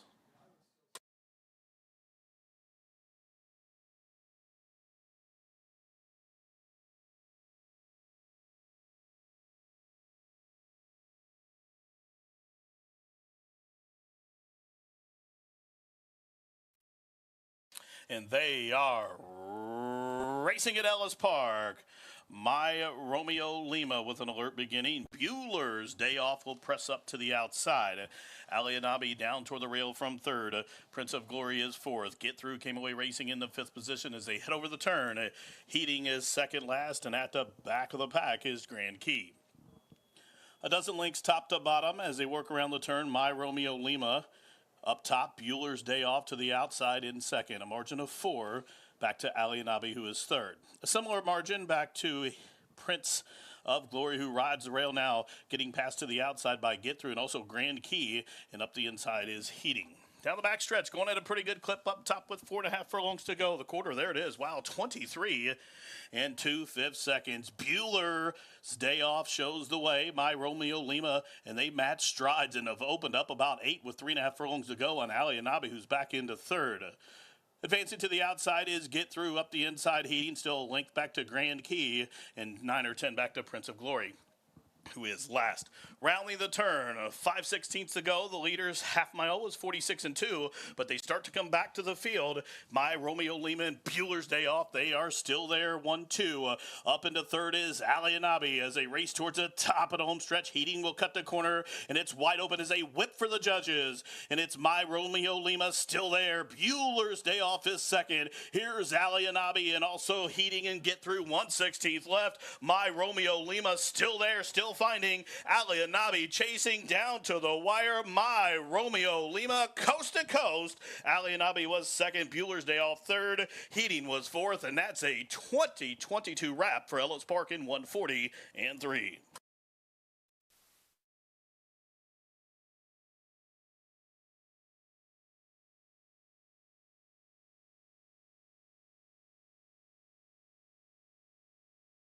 Eclipse champion Run Happy, the #1 second crop dirt sire of last year, is back and showing a new dimension with winners on turf, dirt, and all weather.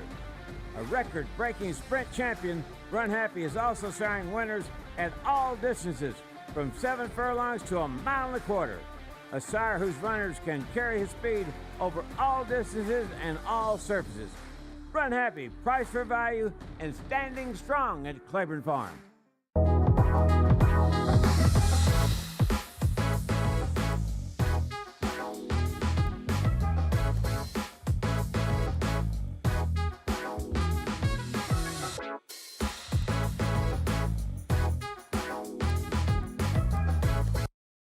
Hey everyone, I'm Pat Day, retired Hall of Fame jockey and winner of 9 Triple Crown races throughout my career. Of the thousands of horses that I rode, 1989 Belmont winner Easy Goer will always stand out as my all-time favorite. So when I traded in my saddle for a golf cart, the choice was simple. A brand new Easy Go from my friends here at ACO Golf Carts. The folks at ACO will set you up with the exact cart you need, whether it be new or used, gas or electric. So when you're looking for a fantastic deal on a cart that runs like a finely tuned thoroughbred, make sure to stop by ACO Golf Carts on Morgan Avenue in Evansville, Indiana.